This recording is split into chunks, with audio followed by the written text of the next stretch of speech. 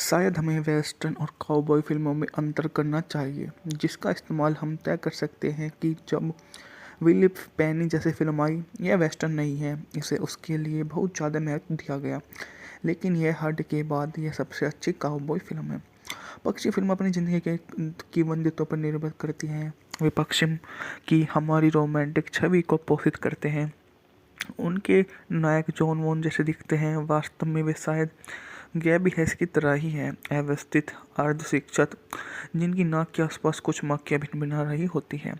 हम यह नहीं भूल सकते कि पुराने पश्चिमी देशों में बहुत कम लोग दोपहर के समय मेन स्ट्रीट में टहलते थे या वाइड यूरोप के साथ शूटिंग करते थे। पश्चिमी देशों में ज़्यादातर लोग काउबॉय थे। उनका ज़्यादातर समय गायों के साथ बीता, और एक ऐसे तथ्य जो मुझे याद है कि हर पश्चिमी देश में पहचाना नहीं गया, वह यह था कि ज़्यादातर काउबॉय अमेरिका में नए आए थे और हर तरह के यूरोपीय लहजे में बात करते थे। डाल सिटी शायद न्यूयॉर्क के लोअर ईस्ट साइड की तरह हाल ही में आए प्रवासियों की एक बहुग्राही संग्रह है। पिल वैनी असली काउबॉय की इस भूमि में सबसे अधिक विश्वसनीय रूप से कब्जा करता है। इसका नायक बहुत सुंदर ग्लैमरस नहीं है, चार्ल्टन हेस्टन द्वारा निभाया गया। इसका शीर्षक चरित्र 40 के दशक के मध्य में एक व्यक्ति जो इतने लंबे समय से समाज से दूर है, वह शायद ही जानता है कि उसके साथ सभ्य व्यक्ति के रूप में कैसा व्यवहार किया जाए, तो उसे कैसी प्रतिक्रिया करनी चाहिए। और हेस्टन और जॉन हैकेट की प्रेम कहानी मेरी यादों में सबसे संतोषजनक कहानियों में से एक है। जब दो प्रेमी एक दूसरे से परीक्षा होने के 3 मिनट बाद भी एक दूसरे की बाहों में गिर जाते हैं, तो यह कभी भी पूरी तरह से आसूद करने वाला नहीं होता, और यह बहुत कामुकी नहीं है। हाल की कई फिल्मों में प्यार शादी की तरह ही यांत्रिक हो गया है, लेकिन पिलवैनी ने पुरुष और महिला एक दूसरे के बारे में काफ़ी शर्मीले हैं। भले ही स्थिति तब जटिल हो जाती है जब वे मिस हैकेट के छोटे छोटे बेटे के साथ दूर दराज के कैबिन में बर्फ़ से ढके होते हैं, तो वे कभी भी प्यार नहीं करते और अपने लिए पर्याप्त गति प्राप्त करने के लिए फिल्म का अधिकांश भाग ले जाता है। पेरुहाउ जैन फोंडा के प्रशंसकों की अपेक्षा कहीं अधिक आकर्षक है। फिल्म की सबसे सराहनीय बात यह है कि वास्तव में जीवन के प्रति समर्पित। हमें लगता है कि ये लोग वास्तव में पश्चिम में रहते होंगे, आम सीधे साधे सामाजिक परिस्थितियों में बेहद शर्मीले और बहुत ही ईमानदार। सैन इस प्रकार की काउबॉय फिल्म थी। हड भी ऐसी ही थी। हाल की आधुनिक सेटिंग में किरिक डिगलस की अज्ञात कीर्ति लोनेला और द ओवर द ब्रिज इसी श्रेणी में आती है, जो उनको बहुत ज़्यादा शानदार मूवी में से एक बना देता है। हम इस तरह से मूवी को समझ सकते हैं कि जिस तरह से मूवी ने कारोबार किया है वो काफ़ी ज़्यादा शानदार भी है। पिल वैनी 1968 की अमेरिकी वेस्टर्न फिल्म है जिसमें टॉम ग्रेस ने लिखा और निर्देशित किया है। इसमें Charles Heston, John Hackett, Donald Phillips ने अभिनय किया है। यह फिल्म 1960 के Sam Peckinpah television series the western की एक एपिसोड पर आधारित थी, जिसमें ब्रियान किथ ने अभिनय किया, जिसका नाम लायन कैम था, जिसे टॉम ग्रेस ने लिखा और निर्देशित किया। हेस्टन ने बताया कि यह उनकी पसंदीदा फिल्म थी जिसमें उन्होंने अभिनय किया था। सहायक कलाकारों में Lee Majors, Ben Johnson, Bruce Dern, Slim Pickens जैसे कलाकार शामिल हैं। मूवी का बजट था $1.4 मिलियन, जबकि ने बॉक्स ऑफिस पर $1.8 मिलियन की कमाई की थी। एक ट्रेल ड्राइव खत्म होने वाली है, जिसके परिणामस्वरूप अब बेरोजगार ट्रेल हैंड को भुगतान किया जा रहा है।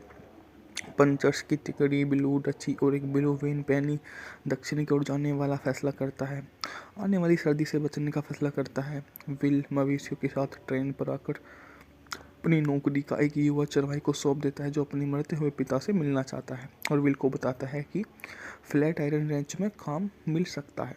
एक सुबह ब्लू नदी के तल के साथ ब्लैकल्प गोली चलाने वाला था। रहस्यमय तरीके से एल को एक दृश्य समूह द्वारा गोली मार दी जाती है। जैसे ही ब्लू और एक ही हल दावा करने के लिए आगे बढ़ते हैं तो उनका सामान शूटर, एक राई हाइडर और एक उसके परिवार से होता है। दोनों समूह के अधिकार की प्रतिस्पर्धा करते हैं। गोलीबारी शुरू हो जाती है और बिल आता है। राइट हडर के बेटे को गोली से लग जाती है। राइट हडर बाइबिल के अनुसार बदले लेने की कसम खाता है। डची गलती से इस मुठभेड़ में खुद को घायल कर लेता है, इसलिए तीनों एक डॉक्टर की खोजने के लिए निकल पड़ते हैं, जो सबसे पहले पास के टॉय स्टोर पर पहुंचते हैं, जहां उनकी मुलाकात कैथरीन एलन और उसके बेटे होरिसा से होती है। डची को डॉक्टर के पास छोड़ देते हैं। विल शहर में नौकरी की तलाश करने का फैसला करता है, जबकि विल अकेले आगे बढ़ता है। उसे बिना सवार वाला घोड़ा मिल जाता है जो मृत चौराहे को ढूंढता है, जिसे उसकी काठी पर फेंक दिया जाता है और भाग जाता है। शायद हमें वेस्टर्न और काउबॉय फिल्मों में अंतर करना चाहिए, जिसका इस्तेमाल हम तय कर सकते हैं कि जब विलिप पेनी जैसी फिल्म आई, यह वेस्टर्न नहीं है, इसे उसके लिए बहुत ज़्यादा महत्व दिया गया, लेकिन यह हट के बाद यह सबसे अच्छी काउबॉय फिल्म है। पक्षी फिल्म अपनी ज़िंदगी के की वंदितों पर निर्भर करती हैं। वे पश्चिम की हमारी रोमांटिक छवि को पोषित करते हैं। उनके नायक जॉन वॉन जैसे दिखते हैं, वास्तव में वे शायद गैबी हैस की तरह ही हैं, अव्यवस्थित अर्धशिक्षित, जिनकी नाक के आसपास कुछ मक्खियाँ भिनभिना रही होती हैं। हम यह नहीं भूल सकते कि पुराने पश्चिमी देशों में बहुत कम लोग दोपहर के समय मेन स्ट्रीट में टहलते थे या वाइड यूरोप के साथ शूटिंग करते थे। पश्चिमी देशों में ज़्यादातर लोग काउबॉय थे। उनका ज़्यादातर समय गायों के साथ बीता। और एक ऐसे तथ्य जो मुझे याद है कि हर पश्चिमी देश में पहचाना नहीं गया, वह यह था कि ज़्यादातर काउबॉय अमेरिका में नए आए थे और हर तरह के यूरोपीय लहजे में बात करते थे। डाल सिटी शायद न्यूयॉर्क के लोअर ईस्ट साइड की तरह हाल ही में आए प्रवासियों की एक बहुग्रही संग्रह है। पिल वैनी असली काउबॉय की इस भूमि में सबसे अधिक विश्वसनीय रूप से कब्जा करता है। इसका नायक बहुत सुंदर ग्लैमरस नहीं है, चार्ल्टन हेस्टन द्वारा निभाया गया। इसका शीर्षक चरित्र 40 के दशक के मध्य में एक व्यक्ति जो इतने लंबे समय से समाज से दूर है, वह शायद ही जानता है कि उसके साथ सभ्य व्यक्ति के रूप में कैसा व्यवहार किया जाए, तो उसे कैसी प्रतिक्रिया करनी चाहिए। और हेस्टन और जॉन हैकेट की प्रेम कहानी मेरी यादों में सबसे संतोषजनक कहानियों में से एक है। जब दो प्रेमी एक दूसरे से परीक्षा होने के 3 मिनट बाद भी एक दूसरे की बाहों में गिर जाते हैं, तो यह कभी भी पूरी तरह से आश्वस्त करने वाला नहीं होता और यह बहुत कामुकी नहीं है। हाल की कई फिल्मों में प्यार शादी की तरह ही यांत्रित हो गया है, लेकिन पिलवैनी ने पुरुष और महिला एक दूसरे के बारे में काफ़ी शर्मीले हैं। भले ही स्थिति तब जटिल हो जाती है जब वे मिस हैकेट के छोटे छोटे बेटे के साथ दूर दराज के कैबिन में बर्फ़ से ढके होते हैं, तो वे कभी भी प्यार नहीं करते और अपने लिए पर्याप्त गति प्राप्त करने के लिए फिल्म का अधिकांश भाग ले जाता है। पेरुहाउ जैन फोंडा की प्रशंसकों की अपेक्षा कहीं अधिक आकर्षक है। फिल्म की सबसे सराहनीय बात यह है कि वास्तव में जीवन के प्रति समर्पित। हमें लगता है कि ये लोग वास्तव में पश्चिम में रहते होंगे, आम सीधे साधे सामाजिक परिस्थितियों में बेहद शर्मीले और बहुत ही ईमानदार। सैन इस प्रकार की काउबॉय फिल्म थी, हड भी ऐसी ही थी। हाल की आधुनिक सेटिंग में क्रिक डिगलस की अज्ञात कीर्ति लोनेला और द ओवर द ब्रिज इसी श्रेणी में आती है, जो उनको बहुत ज़्यादा शानदार मूवी में से एक बना देता है। हम इस तरह से मूवी को समझ सकते हैं कि जिस तरह से मूवी ने कारोबार किया है वो काफ़ी ज़्यादा शानदार भी है। पिल वैनी 1968 की अमेरिकी वेस्टर्न फिल्म है जिसमें टॉम ग्रेस ने लिखा और निर्देशित किया है। इसमें Charles Heston, John Hackett, Donald Phillips ने अभिनय किया है। यह फिल्म 1960 के Sam Peckinpah television series the western की एक एपिसोड पर आधारित थी, जिसमें बियान किथ ने अभिनय किया, जिसका नाम लाइन कैम था, जिसे टॉम ग्रेस ने लिखा और निर्देशित किया। हेस्टन ने बताया कि यह उनकी पसंदीदा फिल्म थी जिसमें उन्होंने अभिनय किया था। सहायक कलाकारों में Lee Majors, Ben Johnson, Bruce Dern, Slim Pickens जैसे कलाकार शामिल हैं। मूवी का बजट था $1.4 मिलियन, जबकि इन्हें बॉक्स ऑफिस पर $1.8 मिलियन की कमाई की थी। एक ट्रेल ड्राइव खत्म होने वाली है, जिसके परिणामस्वरूप अब बेरोजगार ट्रेल हैंड को भुगतान किया जा रहा है। पंचर्स की तिकड़ी ब्लू डची और एक ब्लू वेन पैनी दक्षिण की ओर जाने वाला फैसला करता है, आने वाली सर्दी से बचने का फैसला करता है। विल मवेशियों के साथ ट्रेन पर आकर अपनी नौकरी का एक युवा चरवाही को सौंप देता है जो अपने मरते हुए पिता से मिलना चाहता है और विल को बताता है कि फ्लैट आयरन रेंच में काम मिल सकता है। एक सुबह ब्लू नदी के तल के साथ ब्लैकल्प गोली चलाने वाला था। रहस्यमय तरीके से एल को एक दृश्य समूह द्वारा गोली मार दी जाती है। जैसे ही ब्लू और एक ही ढल दावा करने के लिए आगे बढ़ते हैं तो उनका सामान शूटर, एक राई हाइडर और एक उसके परिवार से होता है। दोनों समूह के अधिकार की प्रतिस्पर्धा करते हैं। गोलीबारी शुरू हो जाती है और विल आता है। राइट हैडर के बेटे को गोली से लग जाती है। राइट हैडर बाइबल के अनुसार बदले लेने की कसम खाता है। डची गलती से इस मुठभेड़ में खुद को घायल कर लेता है, इसलिए तीनों एक डॉक्टर की खोजने के लिए निकल पड़ते हैं, जो सबसे पहले पास के टॉय स्टोर पर पहुंचते हैं, जहां उनकी मुलाकात कैथरीन एलन और उसके बेटे होरिसा से होती है।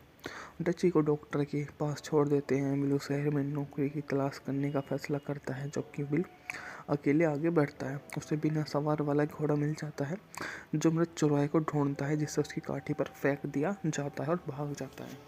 शायद हमें वेस्टर्न और काउबॉय फिल्मों में अंतर करना चाहिए, जिसका इस्तेमाल हम तय कर सकते हैं कि जब विलिप पेनी जैसी फिल्म आई, यह वेस्टर्न नहीं है, इसे उसके लिए बहुत ज़्यादा महत्व दिया गया, लेकिन यह हट के बाद यह सबसे अच्छी काउबॉय फिल्म है। पक्षी फिल्म अपनी ज़िंदगी के की बंदितों पर निर्भर करती हैं। वे पश्चिम की हमारी रोमांटिक छवि को पोषित करते हैं। उनके नायक जॉन वॉन जैसे दिखते हैं, वास्तव में वे शायद गैबी हैस की तरह ही हैं, अव्यवस्थित अर्धशिक्षित, जिनकी नाक के आसपास कुछ मक्खियाँ भिनभिना रही होती हैं। हम यह नहीं भूल सकते कि पुराने पश्चिमी देशों में बहुत कम लोग दोपहर के समय मेन स्ट्रीट में टहलते थे या वाइड यूरोप के साथ शूटिंग करते थे। पश्चिमी देशों में ज़्यादातर लोग काउबॉय थे। उनका ज़्यादातर समय गायों के साथ बीता।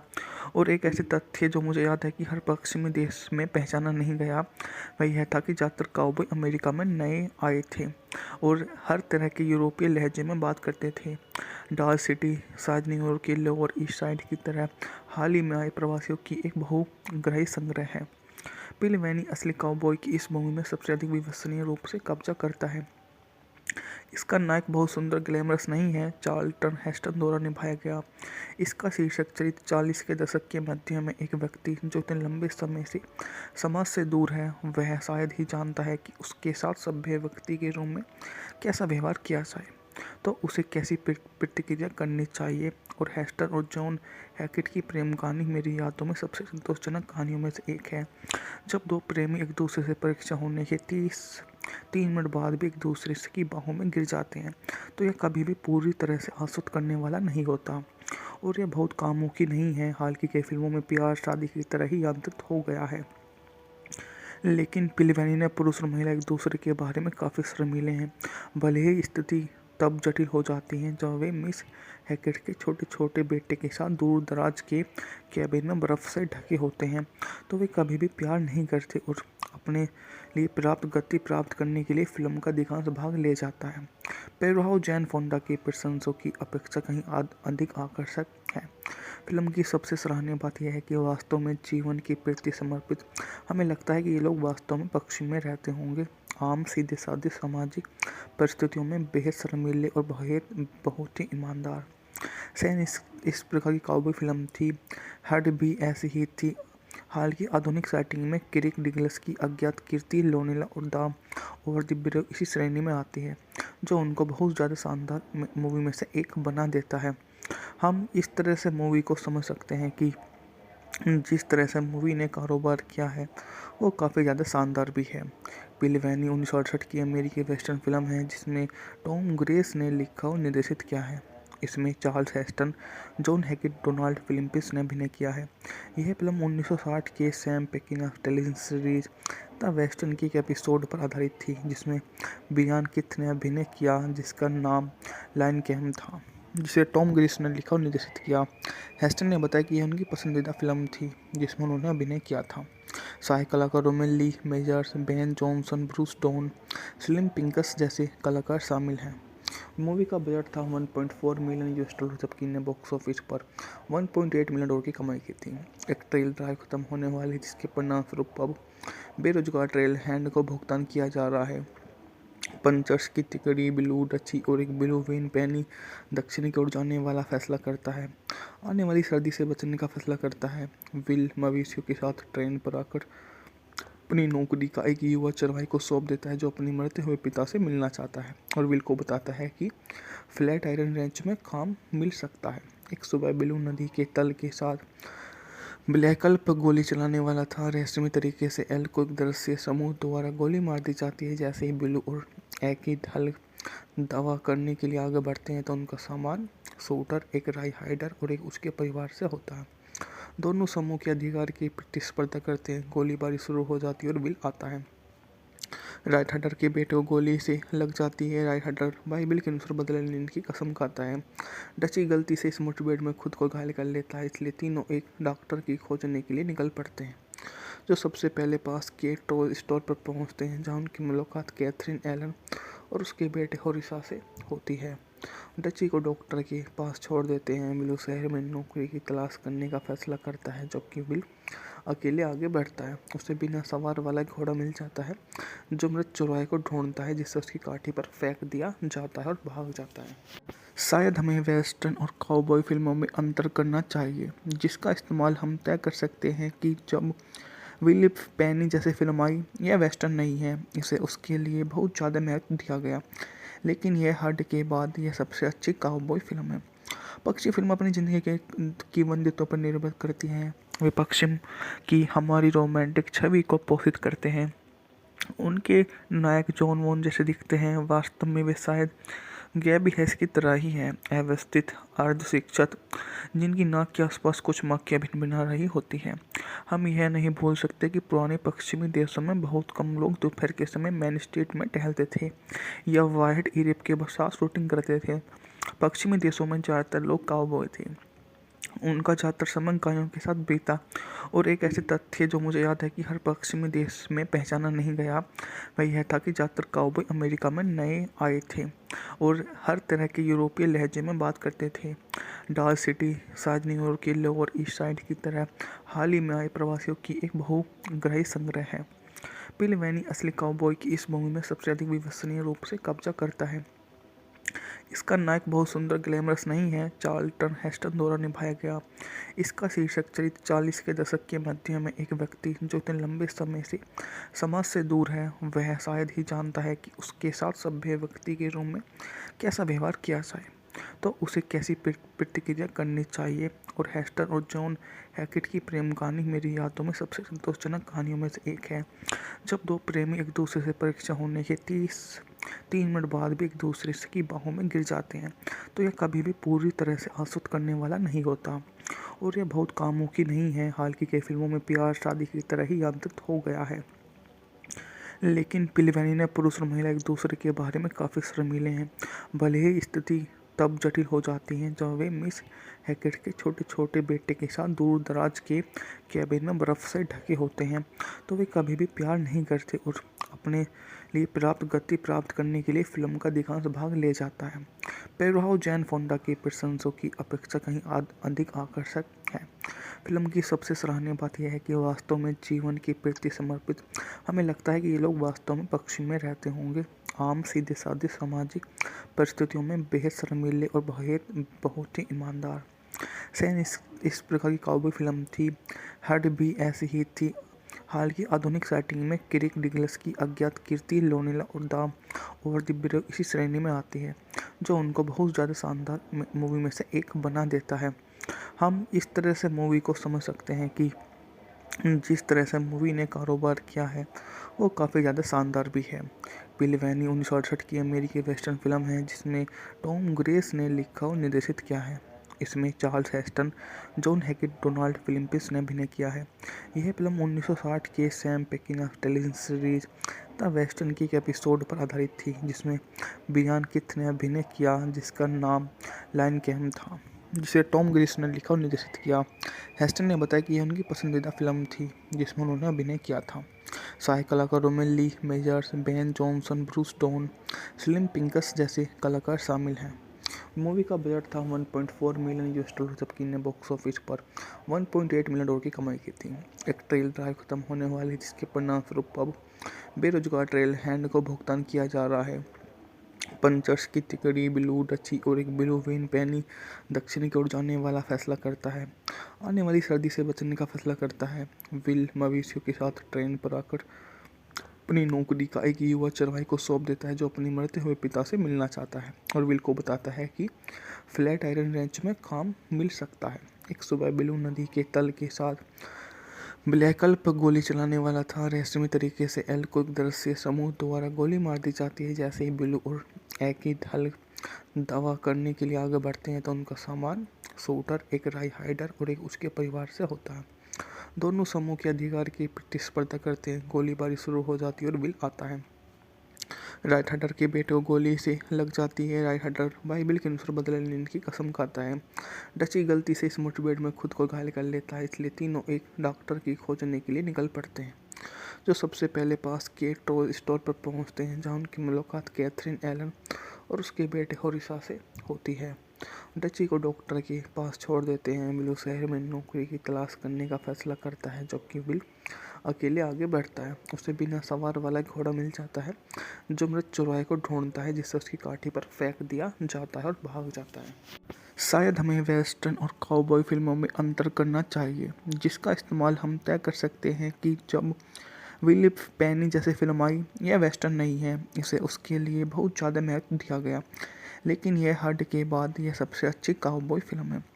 पक्षी फिल्म अपनी ज़िंदगी के की वंदितों पर निर्भर करती हैं। वे पश्चिम की हमारी रोमांटिक छवि को पोषित करते हैं।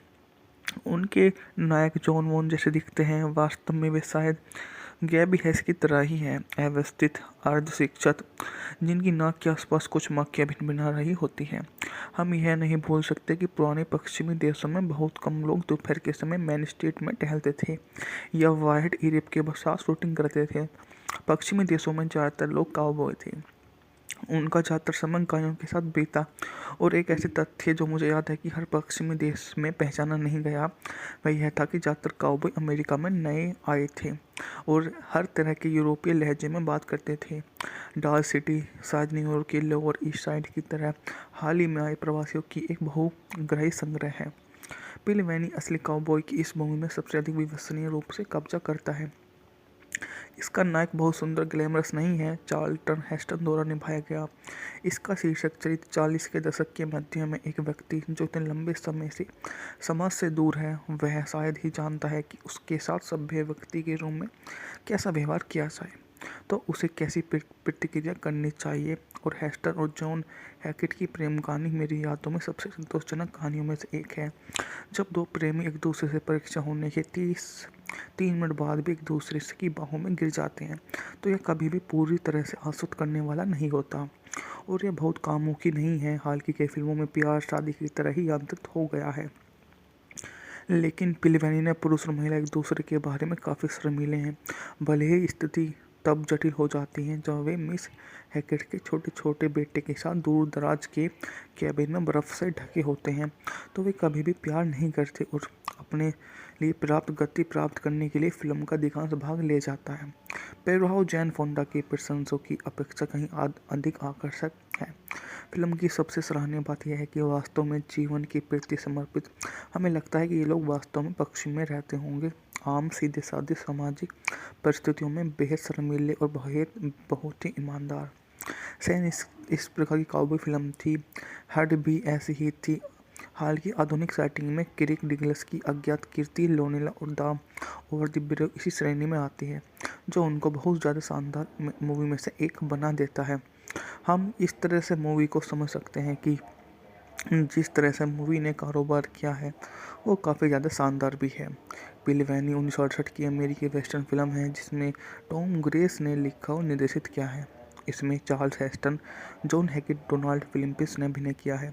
यह फिल्म 1960 के Sam Peckinpah television series the western की एक एपिसोड पर आधारित थी, जिसमें बियान किथ ने अभिनय किया, जिसका नाम लाइन कैम था, जिसे टॉम ग्रेस ने लिखा और निर्देशित किया। हेस्टन ने बताया कि यह उनकी पसंदीदा फिल्म थी जिसमें उन्होंने अभिनय किया था।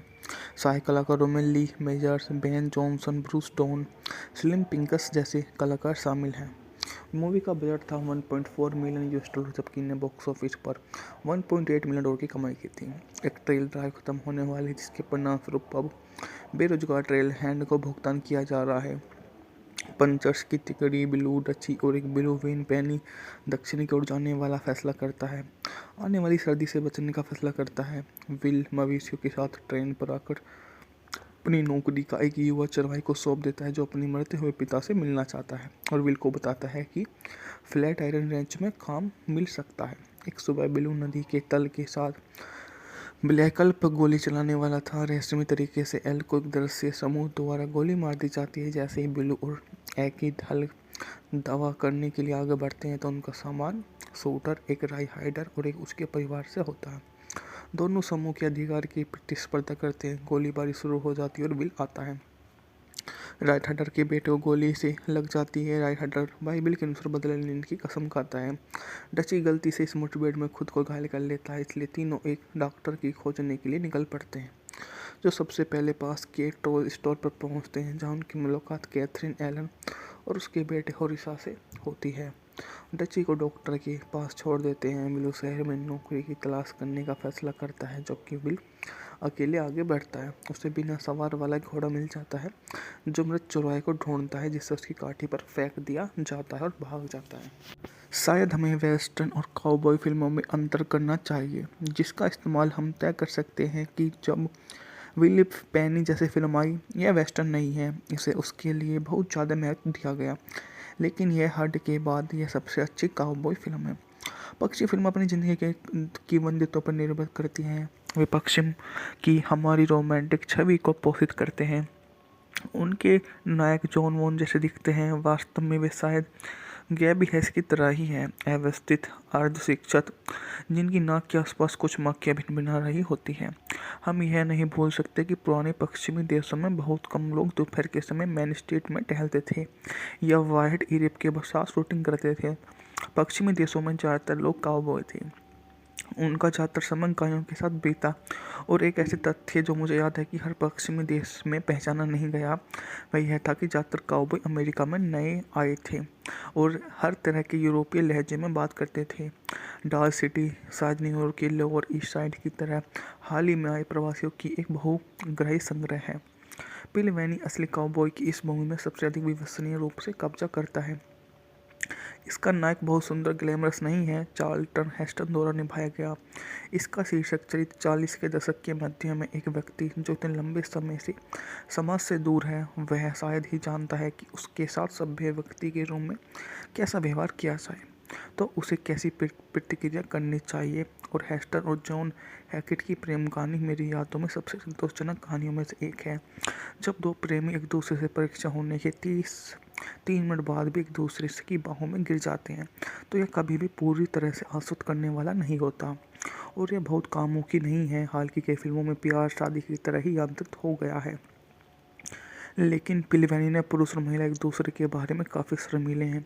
भले ही स्थिति तब जटिल हो जाती हैं जब वे मिस हैकेट के छोटे छोटे बेटे के साथ दूर दराज के कैबिन में बर्फ़ से ढके होते हैं, तो वे कभी भी प्यार नहीं करते और अपने लिए पर्याप्त गति प्राप्त करने के लिए फिल्म का अधिकांश भाग ले जाता है। पेरुहाउ जैन फोंडा के प्रशंसकों की अपेक्षा कहीं अधिक आकर्षक है। फिल्म की सबसे सराहनीय बात यह है कि वास्तव में जीवन के प्रति समर्पित। हमें लगता है कि ये लोग वास्तव में पश्चिम में रहते होंगे, आम सीधे साधे सामाजिक परिस्थितियों में बेहद शर्मीले और बहुत ही ईमानदार। सैन इस प्रकार की काउबॉय फिल्म थी। हड भी ऐसी ही थी। हाल की आधुनिक सेटिंग में किरिक डिगलस की अज्ञात कीर्ति लोनेला और द ओवर द ब्रिज इसी श्रेणी में आती है, जो उनको बहुत ज़्यादा शानदार मूवी में से एक बना देता है। हम इस तरह से मूवी को समझ सकते हैं कि जिस तरह से मूवी ने कारोबार किया है वो काफ़ी ज़्यादा शानदार भी है। बिल वैनी 1968 की अमेरिकी वेस्टर्न फिल्म है, जिसमें टॉम ग्रेस ने लिखा और निर्देशित किया है।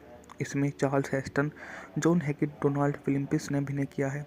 यह फिल्म 1960 के Sam Peckinpah television series the western की एक एपिसोड पर आधारित थी, जिसमें ब्रियान किथ ने अभिनय किया, जिसका नाम लायन कैम था, जिसे टॉम ग्रेस ने लिखा और निर्देशित किया। हेस्टन ने बताया कि यह उनकी पसंदीदा फिल्म थी जिसमें उन्होंने अभिनय किया था। सहायक कलाकारों में Lee Majors, Ben Johnson, Bruce Dern, Slim Pickens जैसे कलाकार शामिल हैं। मूवी का बजट था $1.4 मिलियन, जबकि ने बॉक्स ऑफिस पर $1.8 मिलियन की कमाई की थी।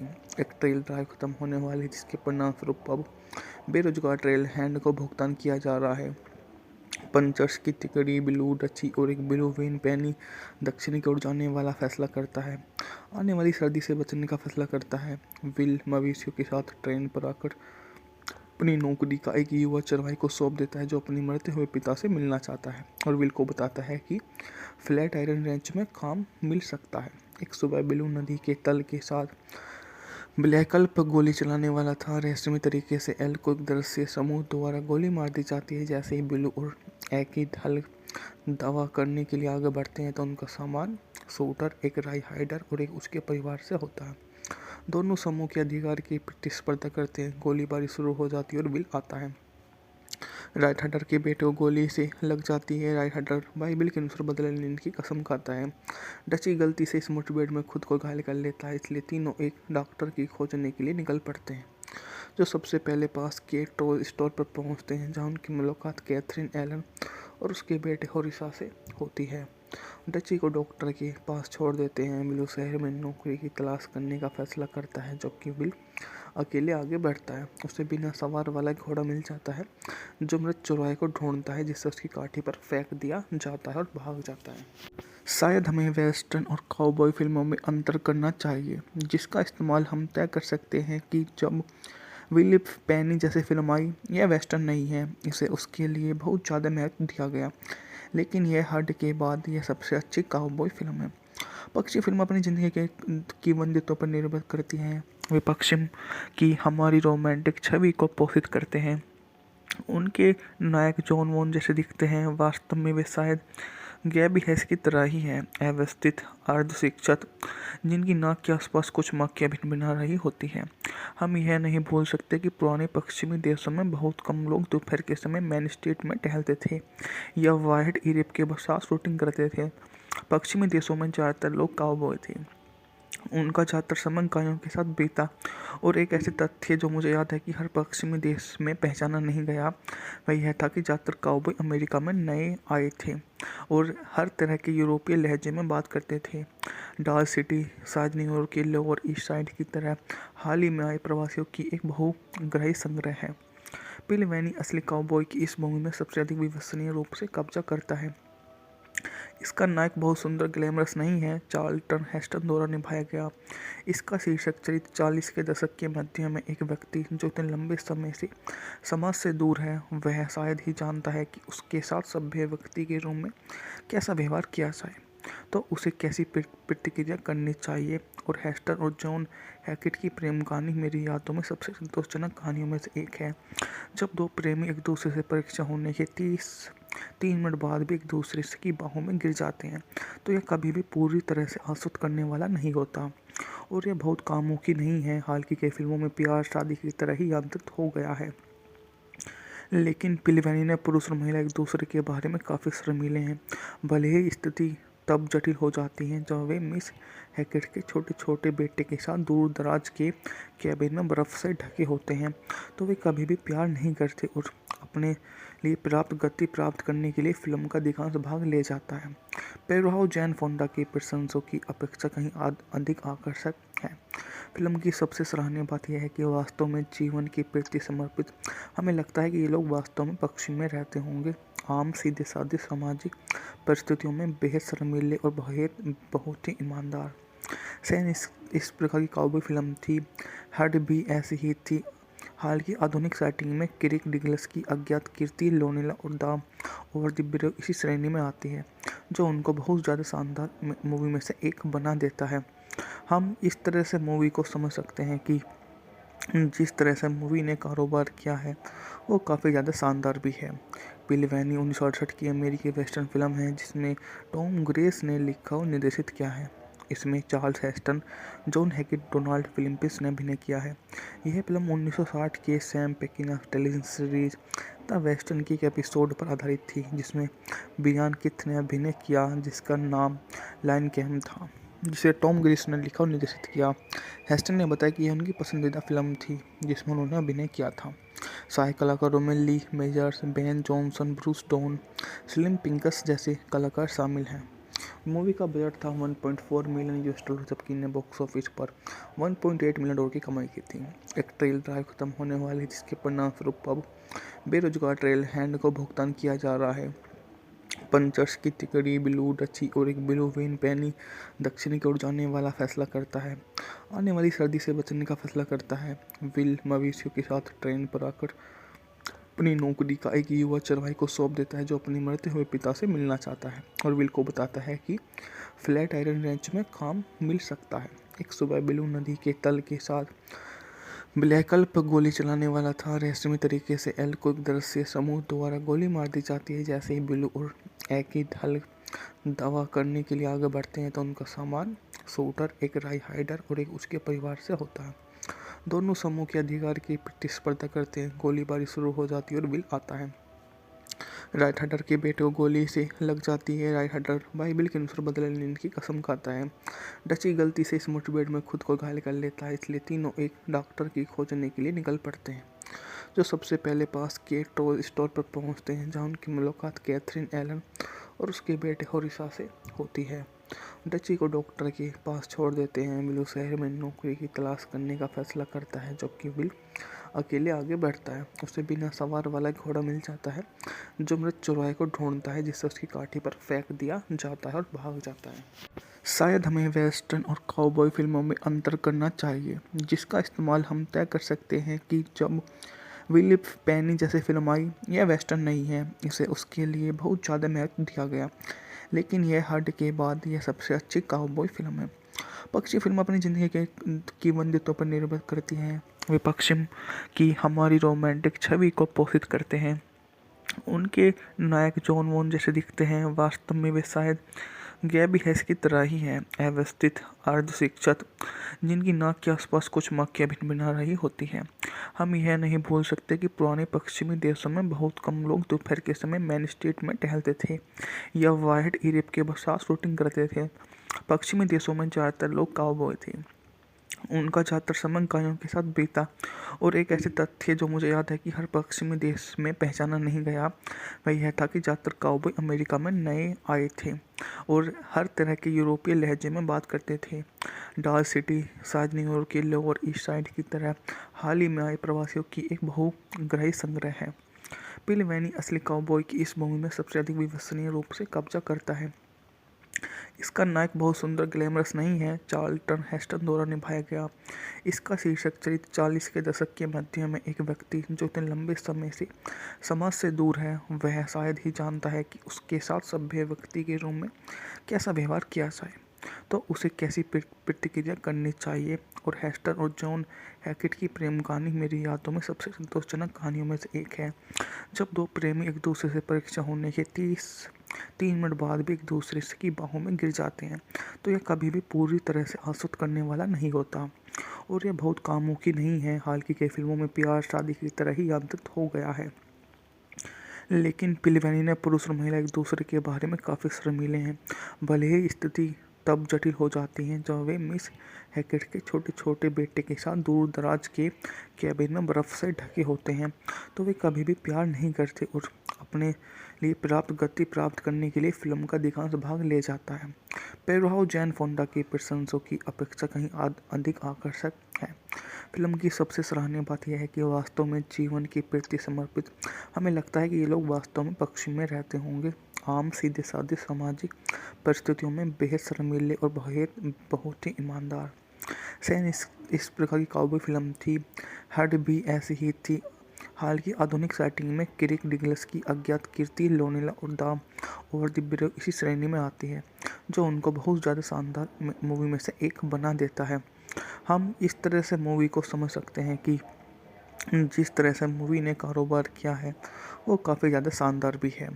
पिलवैनी 1968 की अमेरिकी वेस्टर्न फिल्म है, जिसमें टॉम ग्रेस ने लिखा और निर्देशित किया है। इसमें Charles Heston, John Hackett, Donald Phillips ने अभिनय किया है। यह फिल्म 1960 के Sam Peckinpah television series the western की एक एपिसोड पर आधारित थी, जिसमें ब्रियान किथ ने अभिनय किया, जिसका नाम लाइन कैम था, जिसे टॉम ग्रेस ने लिखा और निर्देशित किया। हेस्टन ने बताया कि यह उनकी पसंदीदा फिल्म थी जिसमें उन्होंने अभिनय किया था। सहायक कलाकारों में Lee Majors, Ben Johnson, Bruce Dern, Slim Pickens जैसे कलाकार शामिल हैं। मूवी का बजट था $1.4 मिलियन, जबकि ने बॉक्स ऑफिस पर $1.8 मिलियन की कमाई की थी। एक ट्रेल ड्राइव खत्म होने वाली, जिसके परिणामस्वरूप अब बेरोजगार ट्रेल हैंड को भुगतान किया जा रहा है। पंचर्स की तिकड़ी ब्लू डची और एक ब्लू वेन पैनी दक्षिण की ओर जाने वाला फैसला करता है, आने वाली सर्दी से बचने का फैसला करता है। विल मवेशियों के साथ ट्रेन पर आकर अपनी नौकरी का एक युवा चरवाही को सौंप देता है, जो अपने मरते हुए पिता से मिलना चाहता है और विल को बताता है कि फ्लैट आयरन रेंच में काम मिल सकता है। एक सुबह ब्लू नदी के तल के साथ ब्लैकल्प गोली चलाने वाला था। रहस्यमय तरीके से एल को एक दृश्य समूह द्वारा गोली मार दी जाती है। जैसे ही ब्लू और एक ही हल दावा करने के लिए आगे बढ़ते हैं, तो उनका सामान शूटर, एक राई हाइडर और एक उसके परिवार से होता है। दोनों समूह के अधिकार की प्रतिस्पर्धा करते हैं। गोलीबारी शुरू हो जाती है और बिल आता है। राइट हैडर के बेटे को गोली से लग जाती है। राइट हैडर बाइबिल के अनुसार बदला लेने की कसम खाता है। डची गलती से इस मुठभेड़ में खुद को घायल कर लेता है, इसलिए तीनों एक डॉक्टर की खोजने के लिए निकल पड़ते हैं, जो सबसे पहले पास के टॉय स्टोर पर पहुंचते हैं, जहां उनकी मुलाकात कैथरीन एलन और उसके बेटे होरिसा से होती है। डची को डॉक्टर के पास छोड़ देते हैं। बिल शहर में नौकरी की तलाश करने का फैसला करता है, जबकि बिल अकेले आगे बढ़ता है। उसे बिना सवार वाला घोड़ा मिल जाता है, जो मृत चौराहे को ढूंढता है, जिससे उसकी काठी पर फेंक दिया जाता है और भाग जाता है। शायद हमें वेस्टर्न और काउबॉय फिल्मों में अंतर करना चाहिए, जिसका इस्तेमाल हम तय कर सकते हैं कि जब विलिप पेनी जैसी फिल्म आई, यह वेस्टर्न नहीं है, इसे उसके लिए बहुत ज़्यादा महत्व दिया गया, लेकिन यह हट के बाद यह सबसे अच्छी काउबॉय फिल्म है। पक्षी फिल्म अपनी ज़िंदगी के की वंदितों पर निर्भर करती हैं। वे पश्चिम की हमारी रोमांटिक छवि को पोषित करते हैं। उनके नायक जॉन वॉन जैसे दिखते हैं, वास्तव में वे शायद गैबी हैस की तरह ही हैं, अव्यवस्थित अर्धशिक्षित, जिनकी नाक के आसपास कुछ मक्खियाँ भिनभिना रही होती हैं। हम यह नहीं भूल सकते कि पुराने पश्चिमी देशों में बहुत कम लोग दोपहर के समय मेन स्ट्रीट में टहलते थे या वाइट यूरोप के साथ शूटिंग करते थे। पश्चिमी देशों में ज़्यादातर लोग काउबॉय थे। उनका ज़्यादातर समय गायों के साथ बीता। और एक ऐसे तथ्य जो मुझे याद है कि हर पश्चिमी देश में पहचाना नहीं गया, वह यह था कि ज़्यादातर काउबॉय अमेरिका में नए आए थे और हर तरह के यूरोपीय लहजे में बात करते थे। डाल सिटी शायद न्यूयॉर्क के लोअर ईस्ट साइड की तरह हाल ही में आए प्रवासियों की एक बहुग्राही संग्रह है। पिल वैनी असली काउबॉय की इस भूमि में सबसे अधिक विश्वसनीय रूप से कब्जा करता है। इसका नायक बहुत सुंदर ग्लैमरस नहीं है, चार्ल्टन हेस्टन द्वारा निभाया गया। इसका शीर्षक चरित्र 40 के दशक के मध्य में एक व्यक्ति जो इतने लंबे समय से समाज से दूर है, वह शायद ही जानता है कि उसके साथ सभ्य व्यक्ति के रूप में कैसा व्यवहार किया जाए, तो उसे कैसी प्रतिक्रिया करनी चाहिए। और हेस्टन और जॉन हैकेट की प्रेम कहानी मेरी यादों में सबसे संतोषजनक कहानियों में से एक है। जब दो प्रेमी एक दूसरे से परीक्षा होने के 3 मिनट बाद भी एक दूसरे की बाहों में गिर जाते हैं, तो यह कभी भी पूरी तरह से आश्वस्त करने वाला नहीं होता और यह बहुत कामुकी नहीं है। हाल की कई फिल्मों में प्यार शादी की तरह ही यांत्रित हो गया है, लेकिन पिलवैनी ने पुरुष और महिला एक दूसरे के बारे में काफ़ी शर्मीले हैं। भले ही स्थिति तब जटिल हो जाती है जब वे मिस हैकेट के छोटे छोटे बेटे के साथ दूर दराज के कैबिन में बर्फ़ से ढके होते हैं, तो वे कभी भी प्यार नहीं करते और अपने लिए पर्याप्त गति प्राप्त करने के लिए फिल्म का अधिकांश भाग ले जाता है। पेड्रो जैन फोंडा की प्रशंसकों की अपेक्षा कहीं अधिक आकर्षक है। फिल्म की सबसे सराहनीय बात यह है कि वास्तव में जीवन के प्रति समर्पित। हमें लगता है कि ये लोग वास्तव में पश्चिम में रहते होंगे, आम सीधे साधे सामाजिक परिस्थितियों में बेहद शर्मीले और बहुत ही ईमानदार। सैन इस प्रकार की काउबॉय फिल्म थी, हड भी ऐसी ही थी। हाल की आधुनिक सेटिंग में किरिक डिगलस की अज्ञात कीर्ति लोनेला और द ओवर द ब्रिज इसी श्रेणी में आती है, जो उनको बहुत ज़्यादा शानदार मूवी में से एक बना देता है। हम इस तरह से मूवी को समझ सकते हैं कि जिस तरह से मूवी ने कारोबार किया है वो काफ़ी ज़्यादा शानदार भी है। पिलवैनी 1968 की अमेरिकी वेस्टर्न फिल्म है जिसमें टॉम ग्रेस ने लिखा और निर्देशित किया है। इसमें Charles Heston, John Hackett, Donald Phillips ने अभिनय किया है।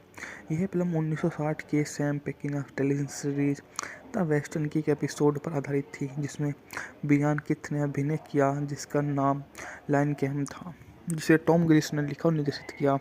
हेस्टन ने बताया कि यह उनकी पसंदीदा फिल्म थी जिसमें उन्होंने अभिनय किया था। सहायक कलाकारों में Lee Majors, Ben Johnson, Bruce Dern, Slim Pickens जैसे कलाकार शामिल हैं। मूवी का बजट था 1.4 मिलियन यूएस डॉलर, जबकि ने बॉक्स ऑफिस पर 1.8 मिलियन डॉलर की कमाई की थी।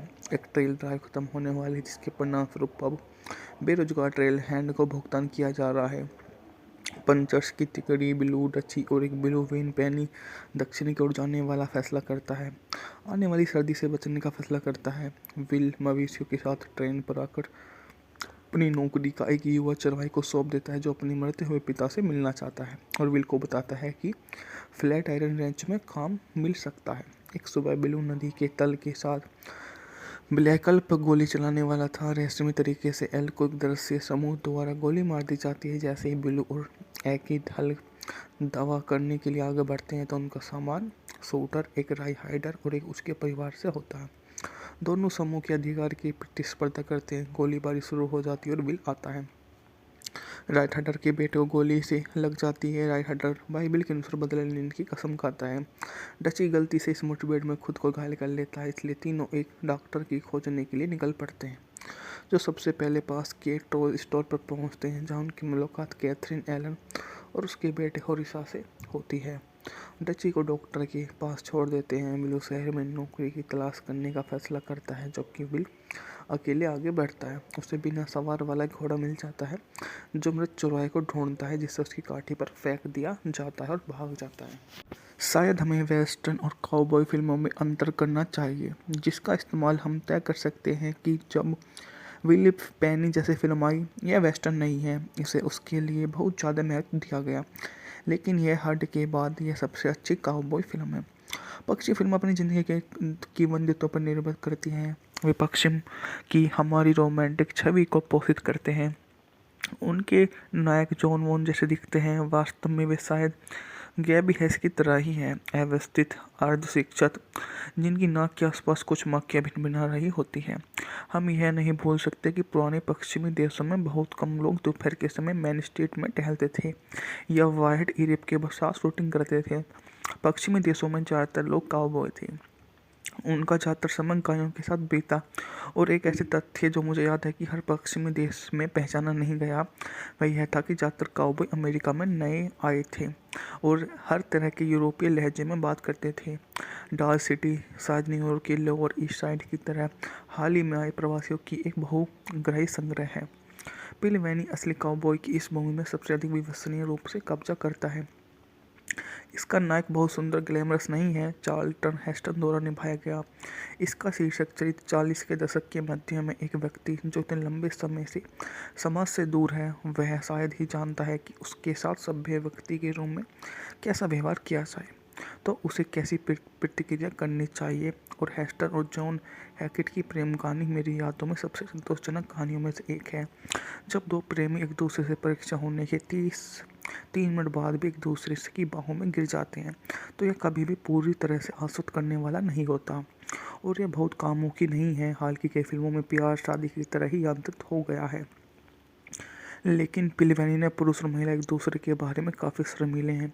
भले ही स्थिति तब जटिल हो जाती है जब वे मिस हैकेट के छोटे छोटे बेटे के साथ दूर दराज के कैबिन में बर्फ़ से ढके होते हैं, तो वे कभी भी प्यार नहीं करते और अपने लिए पर्याप्त गति प्राप्त करने के लिए फिल्म का अधिकांश भाग ले जाता है। पेरुहाउ जैन फोंडा की प्रशंसों की अपेक्षा कहीं अधिक आकर्षक है। फिल्म की सबसे सराहनीय बात यह है कि वास्तव में जीवन के प्रति समर्पित। हमें लगता है कि ये लोग वास्तव में पश्चिम में रहते होंगे, आम सीधे साधे सामाजिक परिस्थितियों में बेहद शर्मीले और बहुत ही ईमानदार।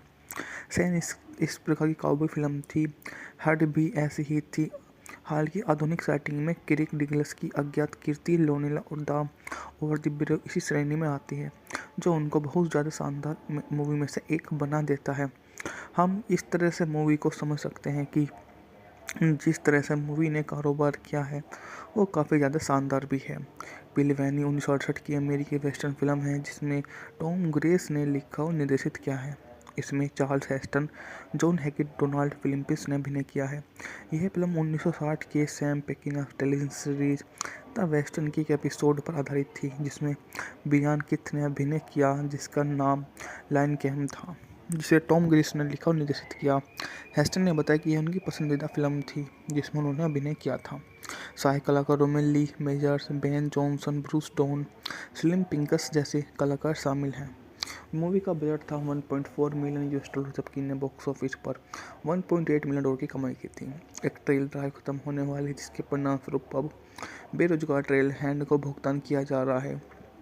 पंचर्स की तिकड़ी ब्लू डची और एक ब्लू वेन पेनी दक्षिण की ओर जाने वाला फैसला करता है, आने वाली सर्दी से बचने का फैसला करता है। विल मवेशियों के साथ ट्रेन पर आकर अपनी नौकरी का एक युवा चरवाही को सौंप देता है, जो अपने मरते हुए पिता से मिलना चाहता है और विल को बताता है कि फ्लैट आयरन रेंच में काम मिल सकता है।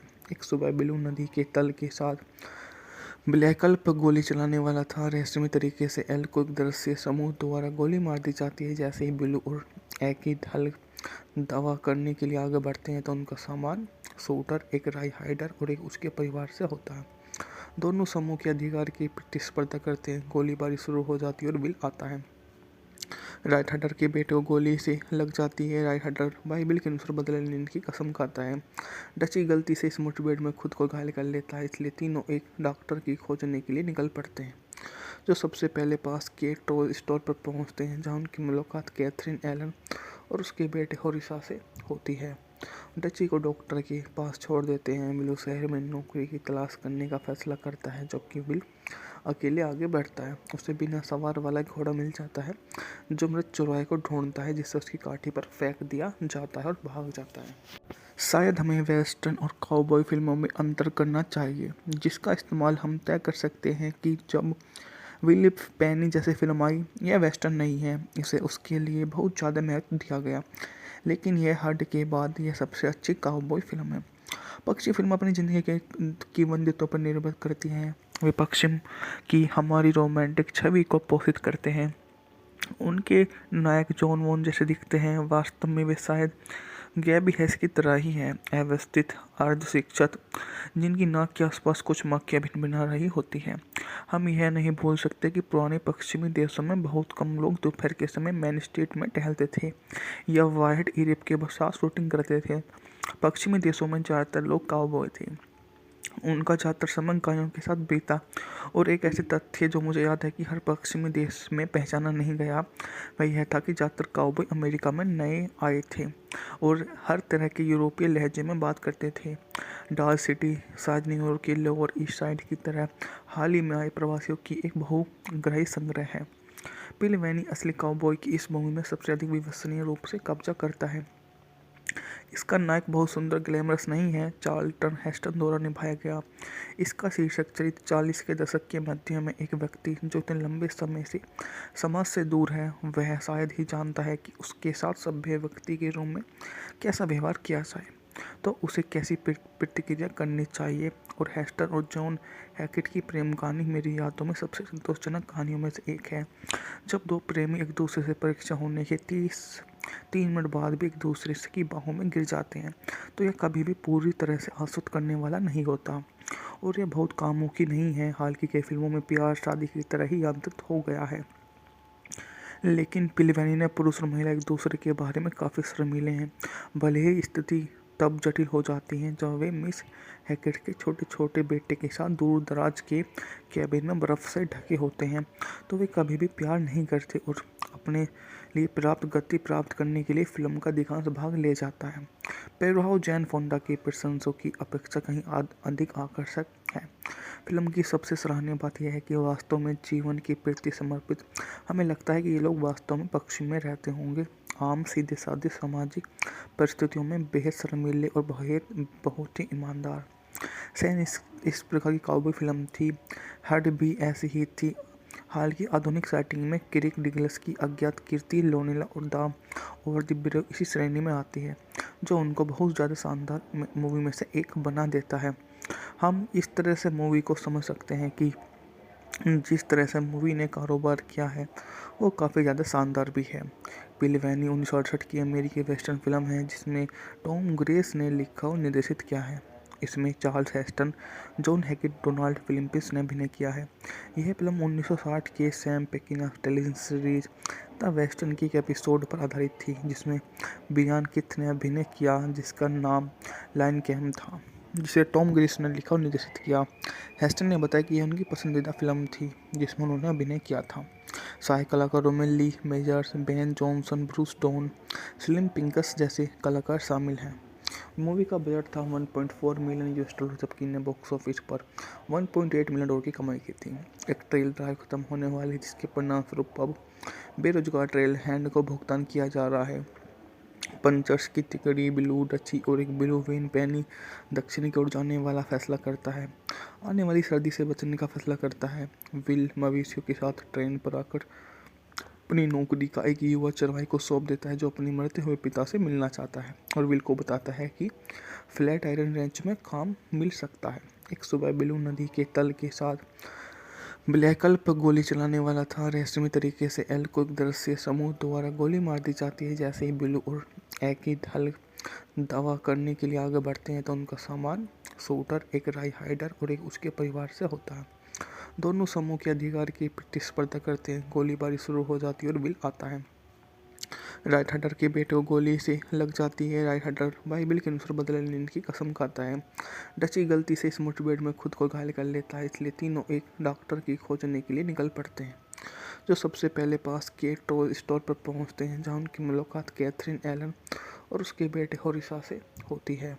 डची को डॉक्टर के पास छोड़ देते हैं। बिल शहर में नौकरी की तलाश करने का फैसला करता है, जबकि बिल अकेले आगे बढ़ता है। उसे बिना सवार वाला घोड़ा मिल जाता है, जो मृत चौराहे को ढूंढता है, जिससे उसकी काठी पर फेंक दिया जाता है और भाग जाता है।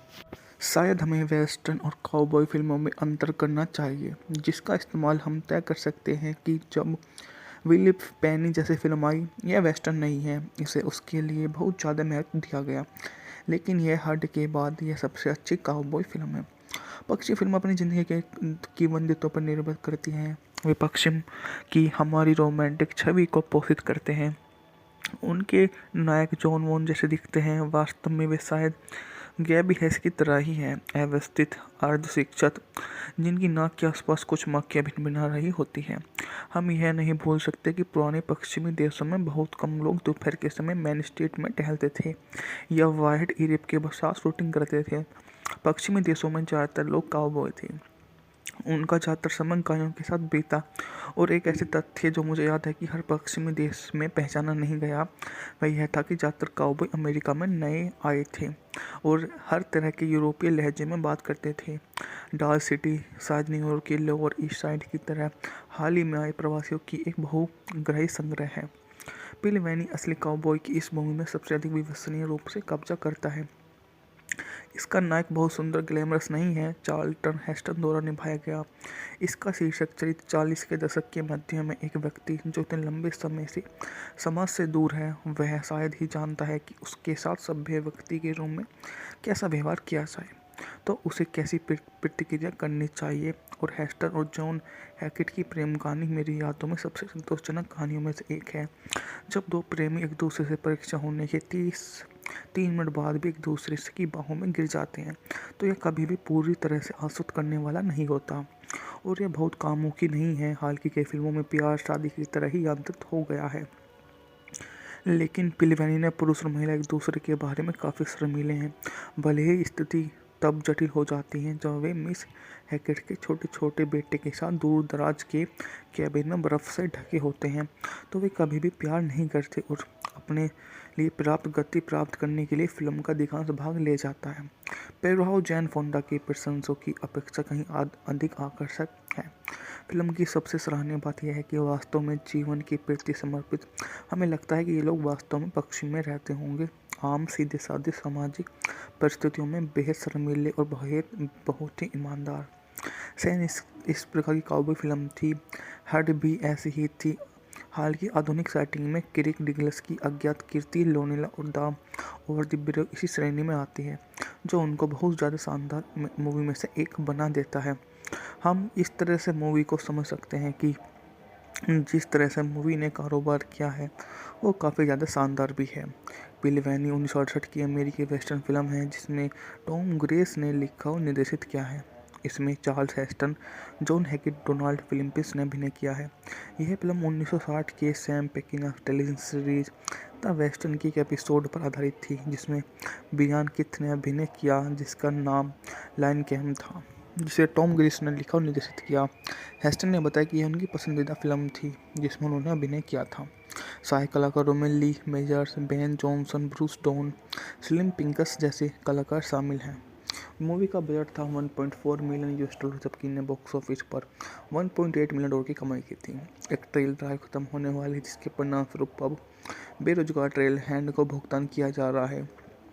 पंचर्स की तिकड़ी ब्लू डची और एक ब्लू वेन पैनी दक्षिण की ओर जाने वाला फैसला करता है, आने वाली सर्दी से बचने का फैसला करता है। विल मवेशियों के साथ ट्रेन पर आकर अपनी नौकरी का एक युवा चरवाही को सौंप देता है, जो अपने मरते हुए पिता से मिलना चाहता है और विल को बताता है कि फ्लैट आयरन रेंच में काम मिल सकता है। एक सुबह ब्लू नदी के तल के साथ ब्लैकल पर गोली चलाने वाला था। रहस्यमय तरीके से एल को एक दृश्य समूह द्वारा गोली मार दी जाती है। जैसे ही ब्लू और एक ढल दावा करने के लिए आगे बढ़ते हैं, तो उनका सामान शूटर, एक राई हाइडर और एक उसके परिवार से होता है।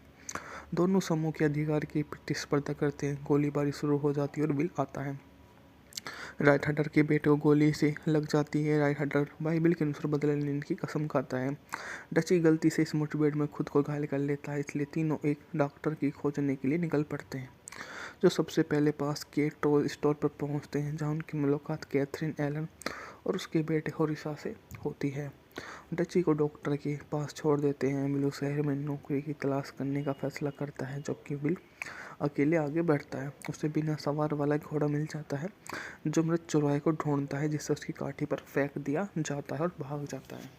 शायद हमें वेस्टर्न और काउबॉय फिल्मों में अंतर करना चाहिए, जिसका इस्तेमाल हम तय कर सकते हैं कि जब विलिप पेनी जैसे फिल्म आई, यह वेस्टर्न नहीं है, इसे उसके लिए बहुत ज़्यादा महत्व दिया गया, लेकिन यह हद के बाद यह सबसे अच्छी काउबॉय फिल्म है। पक्षी फिल्म अपनी ज़िंदगी के की वंदितों पर निर्भर करती हैं। वे पश्चिम की हमारी रोमांटिक छवि को पोषित करते हैं। उनके नायक जॉन वॉन जैसे दिखते हैं, वास्तव में वे शायद गैबी हैस की तरह ही हैं, अव्यवस्थित अर्धशिक्षित, जिनकी नाक के आसपास कुछ मक्खियाँ भिनभिना रही होती हैं। हम यह नहीं भूल सकते कि पुराने पश्चिमी देशों में बहुत कम लोग दोपहर के समय मेन स्ट्रीट में टहलते थे या वाइड यूरोप के साथ शूटिंग करते थे। पश्चिमी देशों में ज़्यादातर लोग काउबॉय थे। उनका ज़्यादातर समय गायों के साथ बीता, और एक ऐसे तथ्य जो मुझे याद है कि हर पश्चिमी देश में पहचाना नहीं गया, वह यह था कि ज़्यादातर काउबॉय अमेरिका में नए आए थे और हर तरह के यूरोपीय लहजे में बात करते थे। डाल सिटी शायद न्यूयॉर्क के लोअर ईस्ट साइड की तरह हाल ही में आए प्रवासियों की एक बहुग्राही संग्रह है। पिल वैनी असली काउबॉय की इस भूमि में सबसे अधिक विश्वसनीय रूप से कब्जा करता है। इसका नायक बहुत सुंदर ग्लैमरस नहीं है, चार्ल्टन हेस्टन द्वारा निभाया गया।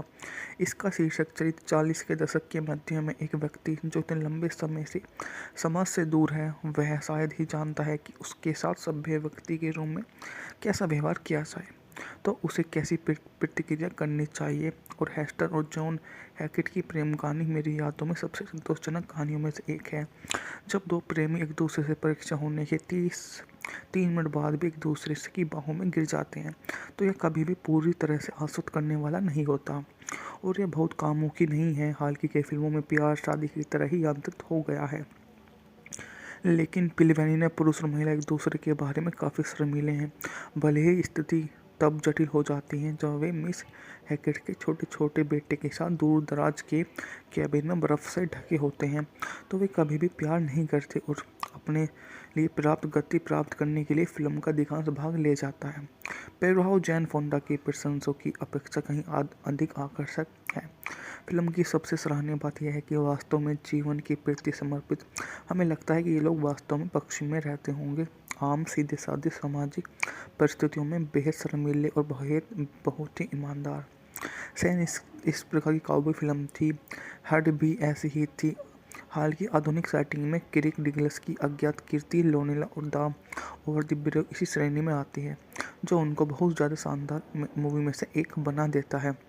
हम इस तरह से मूवी को समझ सकते हैं कि जिस तरह से मूवी ने कारोबार किया है वो काफ़ी ज़्यादा शानदार भी है।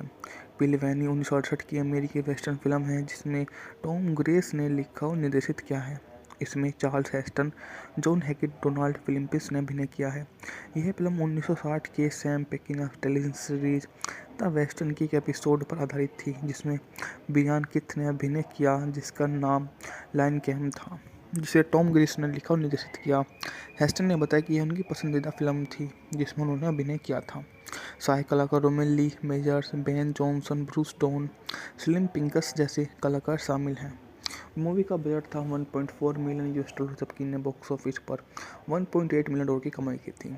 एक ट्रेल ड्राइव खत्म होने वाली, जिसके परिणामस्वरूप अब बेरोजगार ट्रेल हैंड को भुगतान किया जा रहा है। पंचर्स की तिकड़ी ब्लू डची और एक ब्लू वेन पैनी दक्षिण की ओर जाने वाला फैसला करता है, आने वाली सर्दी से बचने का फैसला करता है। विल मवेशियों के साथ ट्रेन पर आकर अपनी नौकरी का एक युवा चरवाही को सौंप देता है, जो अपने मरते हुए पिता से मिलना चाहता है, और विल को बताता है कि फ्लैट आयरन रेंच में काम मिल सकता है। एक सुबह ब्लू नदी के तल के साथ ब्लैकल्प गोली चलाने वाला था। रहस्यमय तरीके से एल को एक दृश्य समूह द्वारा गोली मार दी जाती है। जैसे ही ब्लू और एकिड हल दावा करने के लिए आगे बढ़ते हैं, तो उनका सामान शूटर, एक राई हाइडर और एक उसके परिवार से होता है। दोनों समूह के अधिकार की प्रतिस्पर्धा करते हैं। गोलीबारी शुरू हो जाती है और विल आता है। राइट हडर के बेटे को गोली से लग जाती है। राइट हडर बाइबिल के अनुसार बदला लेने की कसम खाता है। डची गलती से इस मुठभेड़ में खुद को घायल कर लेता है, इसलिए तीनों एक डॉक्टर की खोजने के लिए निकल पड़ते हैं, जो सबसे पहले पास के टॉय स्टोर पर पहुंचते हैं, जहां उनकी मुलाकात कैथरीन एलन और उसके बेटे होरिसा से होती है। डची को डॉक्टर के पास छोड़ देते हैं। बिल शहर में नौकरी की तलाश करने का फैसला करता है, जबकि बिल अकेले आगे बढ़ता है। उसे बिना सवार वाला घोड़ा मिल जाता है, जो मृत चौराहे को ढूंढता है, जिससे उसकी काठी पर फेंक दिया जाता है और भाग जाता है। शायद हमें वेस्टर्न और काउबॉय फिल्मों में अंतर करना चाहिए, जिसका इस्तेमाल हम तय कर सकते हैं कि जब विलिप पेनी जैसी फिल्म आई, यह वेस्टर्न नहीं है, इसे उसके लिए बहुत ज़्यादा महत्व दिया गया, लेकिन यह हद के बाद यह सबसे अच्छी काउबॉय फिल्म है। पक्षी फिल्म अपनी ज़िंदगी के की वंदितों पर निर्भर करती हैं। वे पश्चिम की हमारी रोमांटिक छवि को पोषित करते हैं। उनके नायक जॉन वॉन जैसे दिखते हैं, वास्तव में वे शायद गैबी हैस की तरह ही हैं, अव्यवस्थित अर्धशिक्षित, जिनकी नाक के आसपास कुछ मक्खियाँ भिनभिना रही होती हैं। हम यह नहीं भूल सकते कि पुराने पश्चिमी देशों में बहुत कम लोग दोपहर के समय मेन स्ट्रीट में टहलते थे या वाइड यूरोप के साथ शूटिंग करते थे। पश्चिमी देशों में ज़्यादातर लोग काउबॉय थे। उनका ज़्यादातर समय गायों के साथ बीता, और एक ऐसे तथ्य जो मुझे याद है कि हर पश्चिमी देश में पहचाना नहीं गया, वह यह था कि ज़्यादातर काउबॉय अमेरिका में नए आए थे और हर तरह के यूरोपीय लहजे में बात करते थे। डाल सिटी शायद न्यूयॉर्क के लोअर ईस्ट साइड की तरह हाल ही में आए प्रवासियों की एक बहुग्राही संग्रह है। बिल वैनी असली काउबॉय की इस भूमि में सबसे अधिक विश्वसनीय रूप से कब्जा करता है। इसका नायक बहुत सुंदर ग्लैमरस नहीं है, चार्ल्टन हेस्टन द्वारा निभाया गया। इसका शीर्षक चरित्र 40 के दशक के मध्य में एक व्यक्ति जो इतने लंबे समय से समाज से दूर है, वह शायद ही जानता है कि उसके साथ सभ्य व्यक्ति के रूप में कैसा व्यवहार किया जाए, तो उसे कैसी प्रतिक्रिया करनी चाहिए। और हेस्टन और जॉन हैकेट की प्रेम कहानी मेरी यादों में सबसे संतोषजनक कहानियों में से एक है। जब दो प्रेमी एक दूसरे से परीक्षा होने के 3 मिनट बाद भी एक दूसरे की बाहों में गिर जाते हैं, तो यह कभी भी पूरी तरह से आसूद करने वाला नहीं होता, और यह बहुत कामुकी नहीं है। हाल की कई फिल्मों में प्यार शादी की तरह ही यांत्रिक हो गया है, लेकिन पिलवैनी ने पुरुष और महिला एक दूसरे के बारे में काफ़ी शर्मीले हैं। भले ही स्थिति तब जटिल हो जाती है जब वे मिस हैकेट के छोटे छोटे बेटे के साथ दूर दराज के कैबिन में बर्फ़ से ढके होते हैं, तो वे कभी भी प्यार नहीं करते और अपने लिए पर्याप्त गति प्राप्त करने के लिए फिल्म का अधिकांश भाग ले जाता है। पेरुहाउ जैन फोंडा के प्रशंसकों की अपेक्षा कहीं अधिक आकर्षक है। फिल्म की सबसे सराहनीय बात यह है कि वास्तव में जीवन के प्रति समर्पित। हमें लगता है कि ये लोग वास्तव में पश्चिम में रहते होंगे, आम सीधे साधे सामाजिक परिस्थितियों में बेहद शर्मीले और बहुत ही ईमानदार। सैन इस प्रकार की काउबॉय फिल्म थी। हड भी ऐसी ही थी। हाल की आधुनिक सेटिंग में किरिक डिगलस की अज्ञात कीर्ति लोनेला और द ओवर द ब्रिज इसी श्रेणी में आती है, जो उनको बहुत ज़्यादा शानदार मूवी में से एक बना देता है। हम इस तरह से मूवी को समझ सकते हैं कि जिस तरह से मूवी ने कारोबार किया है वो काफ़ी ज़्यादा शानदार भी है। पिलवैनी 1968 की अमेरिकी वेस्टर्न फिल्म है, जिसमें टॉम ग्रेस ने लिखा और निर्देशित किया है। इसमें Charles Heston, John Hackett, Donald Phillips ने अभिनय किया है। यह फिल्म 1960 के Sam Peckinpah television series the western की एक एपिसोड पर आधारित थी, जिसमें ब्रियान किथ ने अभिनय किया, जिसका नाम लायन कैम था, जिसे टॉम ग्रेस ने लिखा और निर्देशित किया। हेस्टन ने बताया कि यह उनकी पसंदीदा फिल्म थी जिसमें उन्होंने अभिनय किया था। सहायक कलाकारों में Lee Majors, Ben Johnson, Bruce Dern, Slim Pickens जैसे कलाकार शामिल हैं। मूवी का बजट था $1.4 मिलियन, जबकि ने बॉक्स ऑफिस पर $1.8 मिलियन की कमाई की थी। एक ट्रेल ड्राइव खत्म होने वाली है, जिसके परिणामस्वरूप अब बेरोजगार ट्रेल हैंड को भुगतान किया जा रहा है। पंचर्स की तिकड़ी ब्लू डची और एक ब्लू वेन पैनी दक्षिण की ओर जाने वाला फैसला करता है, आने वाली सर्दी से बचने का फैसला करता है। विल मवेशियों के साथ ट्रेन पर आकर अपनी नौकरी का एक युवा चरवाही को सौंप देता है, जो अपने मरते हुए पिता से मिलना चाहता है, और विल को बताता है कि फ्लैट आयरन रेंच में काम मिल सकता है। एक सुबह ब्लू नदी के तल के साथ ब्लैकल्प गोली चलाने वाला था। रहस्यमय तरीके से एल को एक दृश्य समूह द्वारा गोली मार दी जाती है। जैसे ही ब्लू और एक हल दावा करने के लिए आगे बढ़ते हैं, तो उनका सामान शूटर, एक राई हाइडर और एक उसके परिवार से होता है। दोनों समूह के अधिकार की प्रतिस्पर्धा करते हैं। गोलीबारी शुरू हो जाती है और बिल आता है। राइट हडर के बेटे को गोली से लग जाती है। राइट हडर बाइबिल के अनुसार बदले लेने की कसम खाता है। डची गलती से इस मुठभेड़ में खुद को घायल कर लेता है, इसलिए तीनों एक डॉक्टर की खोजने के लिए निकल पड़ते हैं, जो सबसे पहले पास के टॉय स्टोर पर पहुंचते हैं, जहां उनकी मुलाकात कैथरीन एलन और उसके बेटे होरिसा से होती है। डची को डॉक्टर के पास छोड़ देते हैं। विल शहर में नौकरी की तलाश करने का फैसला करता है, जबकि विल अकेले आगे बढ़ता है। उसे बिना सवार वाला घोड़ा मिल जाता है, जो मृत चौराहे को ढूंढता है, जिससे उसकी काठी पर फेंक दिया जाता है और भाग जाता है। शायद हमें वेस्टर्न और काउबॉय फिल्मों में अंतर करना चाहिए, जिसका इस्तेमाल हम तय कर सकते हैं कि जब विलिप पेनी जैसी फिल्म आई, यह वेस्टर्न नहीं है, इसे उसके लिए बहुत ज़्यादा महत्व दिया गया, लेकिन यह हट के बाद यह सबसे अच्छी काउबॉय फिल्म है। पक्षी फिल्म अपनी ज़िंदगी के की वंदितों पर निर्भर करती हैं। वे पश्चिम की हमारी रोमांटिक छवि को पोषित करते हैं। उनके नायक जॉन वॉन जैसे दिखते हैं, वास्तव में वे शायद गैबी हैस की तरह ही हैं, अव्यवस्थित अर्धशिक्षित, जिनकी नाक के आसपास कुछ मक्खियाँ भिनभिना रही होती हैं। हम यह नहीं भूल सकते कि पुराने पश्चिमी देशों में बहुत कम लोग दोपहर के समय मेन स्ट्रीट में टहलते थे या वाइड यूरोप के साथ शूटिंग करते थे। पश्चिमी देशों में ज़्यादातर लोग काउबॉय थे। उनका ज़्यादातर समय गायों के साथ बीता।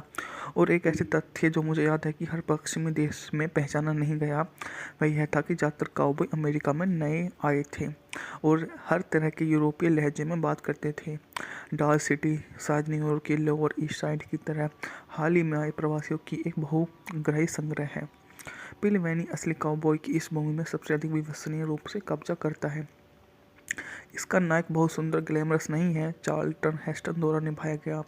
इसका शीर्षक चरित्र 40 के दशक के मध्य में एक व्यक्ति जो इतने लंबे समय से समाज से दूर है, वह शायद ही जानता है कि उसके साथ सभ्य व्यक्ति के रूप में कैसा व्यवहार किया जाए, तो उसे कैसी प्रतिक्रिया करनी चाहिए। और हेस्टन और जॉन हैकेट की प्रेम कहानी मेरी यादों में सबसे संतोषजनक कहानियों में से एक है। जब दो प्रेमी एक दूसरे से परीक्षा होने के 3 मिनट बाद भी एक दूसरे की बाहों में गिर जाते हैं, तो यह कभी भी पूरी तरह से आश्वस्त करने वाला नहीं होता और यह बहुत कामुकी नहीं है। हाल की कई फिल्मों में प्यार शादी की तरह ही यांत्रित हो गया है, लेकिन पिलवैनी ने पुरुष और महिला एक दूसरे के बारे में काफ़ी शर्मीले हैं। भले ही स्थिति तब जटिल हो जाती है जब वे मिस हैकेट के छोटे छोटे बेटे के साथ दूर दराज के कैबिन में बर्फ़ से ढके होते हैं, तो वे कभी भी प्यार नहीं करते और अपने लिए पर्याप्त गति प्राप्त करने के लिए फिल्म का अधिकांश भाग ले जाता है। पेरुहाउ जैन फोंडा की प्रशंसों की अपेक्षा कहीं अधिक आकर्षक है। फिल्म की सबसे सराहनीय बात यह है कि वास्तव में जीवन के प्रति समर्पित। हमें लगता है कि ये लोग वास्तव में पश्चिम में रहते होंगे, आम सीधे साधे सामाजिक परिस्थितियों में बेहद शर्मीले और बहुत ही ईमानदार। सैन इस प्रकार की काउबॉय फिल्म थी। हड भी ऐसी ही थी। हाल की आधुनिक सेटिंग में किरिक डिगलस की अज्ञात कीर्ति लोनेला और द ओवर द ब्रिज इसी श्रेणी में आती है, जो उनको बहुत ज़्यादा शानदार मूवी में से एक बना देता है। हम इस तरह से मूवी को समझ सकते हैं कि जिस तरह से मूवी ने कारोबार किया है वो काफ़ी ज़्यादा शानदार भी है। पिलवैनी 1968 की अमेरिकी वेस्टर्न फिल्म है, जिसमें टॉम ग्रेस ने लिखा और निर्देशित किया है। इसमें Charles Heston, John Hackett, Donald Phillips ने अभिनय किया है। यह फिल्म 1960 के Sam Peckinpah television series the western की एक एपिसोड पर आधारित थी, जिसमें ब्रियान किथ ने अभिनय किया, जिसका नाम लाइन कैम था, जिसे टॉम ग्रेस ने लिखा और निर्देशित किया। हेस्टन ने बताया कि यह उनकी पसंदीदा फिल्म थी जिसमें उन्होंने अभिनय किया था। सहायक कलाकारों में Lee Majors, Ben Johnson, Bruce Dern, Slim Pickens जैसे कलाकार शामिल हैं। मूवी का बजट था $1.4 मिलियन, जबकि इन्हें बॉक्स ऑफिस पर $1.8 मिलियन की कमाई की थी। एक ट्रेल ड्राइव खत्म होने वाली है, जिसके परिणामस्वरूप अब बेरोजगार ट्रेल हैंड को भुगतान किया जा रहा है। पंचर्स की तिकड़ी ब्लू डची और एक ब्लू वेन पैनी दक्षिण की ओर जाने वाला फैसला करता है, आने वाली सर्दी से बचने का फैसला करता है। विल मवेशियों के साथ ट्रेन पर आकर अपनी नौकरी का एक युवा चरवाही को सौंप देता है, जो अपने मरते हुए पिता से मिलना चाहता है और विल को बताता है कि फ्लैट आयरन रेंच में काम मिल सकता है। एक सुबह ब्लू नदी के तल के साथ ब्लैकल्प गोली चलाने वाला था। रहस्यमय तरीके से एल को एक दृश्य समूह द्वारा गोली मार दी जाती है। जैसे ही ब्लू और एक ही हल दावा करने के लिए आगे बढ़ते हैं, तो उनका सामान शूटर, एक राई हाइडर और एक उसके परिवार से होता है। दोनों समूह के अधिकार की प्रतिस्पर्धा करते हैं। गोलीबारी शुरू हो जाती है और विल आता है। राइट हैडर के बेटे को गोली से लग जाती है। राइट हैडर बाइबिल के अनुसार बदला लेने की कसम खाता है। डची गलती से इस मुठभेड़ में खुद को घायल कर लेता है, इसलिए तीनों एक डॉक्टर की खोजने के लिए निकल पड़ते हैं, जो सबसे पहले पास के टॉय स्टोर पर पहुंचते हैं, जहां उनकी मुलाकात कैथरीन एलन और उसके बेटे होरिसा से होती है। डची को डॉक्टर के पास छोड़ देते हैं। बिल शहर में नौकरी की तलाश करने का फैसला करता है, जबकि बिल अकेले आगे बढ़ता है। उसे बिना सवार वाला घोड़ा मिल जाता है, जो मृत चौराहे को ढूंढता है, जिससे उसकी काठी पर फेंक दिया जाता है और भाग जाता है। शायद हमें वेस्टर्न और काउबॉय फिल्मों में अंतर करना चाहिए, जिसका इस्तेमाल हम तय कर सकते हैं कि जब विलिप पेनी जैसी फिल्म आई, यह वेस्टर्न नहीं है, इसे उसके लिए बहुत ज़्यादा महत्व दिया गया, लेकिन यह हट के बाद यह सबसे अच्छी काउबॉय फिल्म है। पक्षी फिल्म अपनी ज़िंदगी के की बंदितों पर निर्भर करती हैं। वे पश्चिम की हमारी रोमांटिक छवि को पोषित करते हैं। उनके नायक जॉन वॉन जैसे दिखते हैं, वास्तव में वे शायद गैबी हैस की तरह ही हैं, अव्यवस्थित अर्धशिक्षित, जिनकी नाक के आसपास कुछ मक्खियाँ भिनभिना रही होती हैं। हम यह नहीं भूल सकते कि पुराने पश्चिमी देशों में बहुत कम लोग दोपहर के समय मेन स्ट्रीट में टहलते थे या वाइड यूरोप के साथ शूटिंग करते थे। पश्चिमी देशों में ज़्यादातर लोग काउबॉय थे। उनका ज़्यादातर समय गायों के साथ बीता, और एक ऐसे तथ्य जो मुझे याद है कि हर पश्चिमी देश में पहचाना नहीं गया, वह यह था कि ज़्यादातर काउबॉय अमेरिका में नए आए थे और हर तरह के यूरोपीय लहजे में बात करते थे। डाल सिटी शायद न्यूयॉर्क के लोअर ईस्ट साइड की तरह हाल ही में आए प्रवासियों की एक बहुग्राही संग्रह है। पिल वैनी असली काउबॉय की इस भूमि में सबसे अधिक विश्वसनीय रूप से कब्जा करता है। इसका नायक बहुत सुंदर ग्लैमरस नहीं है, चार्ल्टन हेस्टन द्वारा निभाया गया। इसका शीर्षक चरित्र 40 के दशक के मध्य में एक व्यक्ति जो इतने लंबे समय से समाज से दूर है, वह शायद ही जानता है कि उसके साथ सभ्य व्यक्ति के रूप में कैसा व्यवहार किया जाए, तो उसे कैसी प्रतिक्रिया करनी चाहिए। और हेस्टन और जॉन हैकेट की प्रेम कहानी मेरी यादों में सबसे संतोषजनक कहानियों में से एक है। जब दो प्रेमी एक दूसरे से परीक्षा होने के 3 मिनट बाद भी एक दूसरे की बाहों में गिर जाते हैं, तो यह कभी भी पूरी तरह से आश्वस्त करने वाला नहीं होता, और यह बहुत कामुकी नहीं है। हाल की कई फिल्मों में प्यार शादी की तरह ही यादृत हो गया है, लेकिन पिलवैनी ने पुरुष और महिला एक दूसरे के बारे में काफ़ी शर्मीले हैं। भले ही स्थिति तब जटिल हो जाती है जब वे मिस हैकेट के छोटे छोटे बेटे के साथ दूर दराज के कैबिन में बर्फ़ से ढके होते हैं, तो वे कभी भी प्यार नहीं करते और अपने लिए पर्याप्त गति प्राप्त करने के लिए फिल्म का अधिकांश भाग ले जाता है। पेरुहाउ जैन फोंडा के प्रशंसकों की अपेक्षा कहीं अधिक आकर्षक है। फिल्म की सबसे सराहनीय बात यह है कि वास्तव में जीवन के प्रति समर्पित। हमें लगता है कि ये लोग वास्तव में पश्चिम में रहते होंगे, आम सीधे साधे सामाजिक परिस्थितियों में बेहद शर्मीले और बहुत ही ईमानदार। सैन इस प्रकार की काउबॉय फिल्म थी, हड भी ऐसी ही थी। हाल की आधुनिक सेटिंग में किरिक डिगलस की अज्ञात कीर्ति, लोनेला और द ओवर द ब्रिज इसी श्रेणी में आती है, जो उनको बहुत ज़्यादा शानदार मूवी में से एक बना देता है। हम इस तरह से मूवी को समझ सकते हैं कि जिस तरह से मूवी ने कारोबार किया है वो काफ़ी ज़्यादा शानदार भी है। पिलवैनी 1968 की अमेरिकी वेस्टर्न फिल्म है, जिसमें टॉम ग्रेस ने लिखा और निर्देशित किया है। इसमें Charles Heston, John Hackett, Donald Phillips ने अभिनय किया है। यह फिल्म 1960 के Sam Peckinpah television series the western की एक एपिसोड पर आधारित थी, जिसमें बियान किथ ने अभिनय किया, जिसका नाम लाइन कैम था, जिसे टॉम ग्रेस ने लिखा और निर्देशित किया। हेस्टन ने बताया कि यह उनकी पसंदीदा फिल्म थी जिसमें उन्होंने अभिनय किया था। सहायक कलाकारों में Lee Majors, Ben Johnson, Bruce Dern, Slim Pickens जैसे कलाकार शामिल हैं। मूवी का बजट था 1.4 मिलियन यूएस डॉलर, जबकि ने बॉक्स ऑफिस पर 1.8 मिलियन डॉलर की कमाई की थी। एक ट्रेल ड्राइव खत्म होने वाली, जिसके परिणामस्वरूप अब बेरोजगार ट्रेल हैंड को भुगतान किया जा रहा है।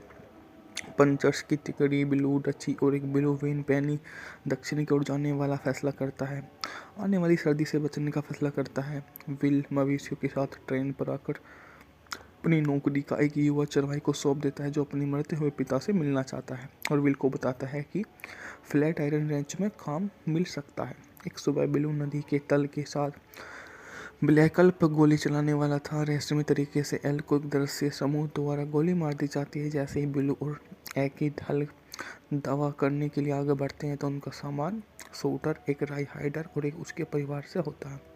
दोनों समूह के अधिकार की प्रतिस्पर्धा करते हैं। गोलीबारी शुरू हो जाती है और विल आता है। राइट हडर के बेटे को गोली से लग जाती है। राइट हडर बाइबिल के अनुसार बदला लेने की कसम खाता है। डची गलती से इस मुठभेड़ में खुद को घायल कर लेता है, इसलिए तीनों एक डॉक्टर की खोजने के लिए निकल पड़ते हैं, जो सबसे पहले पास के टॉय स्टोर पर पहुंचते हैं, जहां उनकी मुलाकात कैथरीन एलन और उसके बेटे होरिसा से होती है। डची को डॉक्टर के पास छोड़ देते हैं। विल शहर में नौकरी की तलाश करने का फैसला करता है, जबकि विल अकेले आगे बढ़ता है। उसे बिना सवार वाला घोड़ा मिल जाता है, जो मृत चौराहे को ढूंढता है, जिससे उसकी काठी पर फेंक दिया जाता है और भाग जाता है। शायद हमें वेस्टर्न और काउबॉय फिल्मों में अंतर करना चाहिए, जिसका इस्तेमाल हम तय कर सकते हैं कि जब विलिप पेनी जैसी फिल्म आई, यह वेस्टर्न नहीं है, इसे उसके लिए बहुत ज़्यादा महत्व दिया गया, लेकिन यह हद के बाद यह सबसे अच्छी काउबॉय फिल्म है। पक्षी फिल्म अपनी ज़िंदगी के की वंदितों पर निर्भर करती हैं।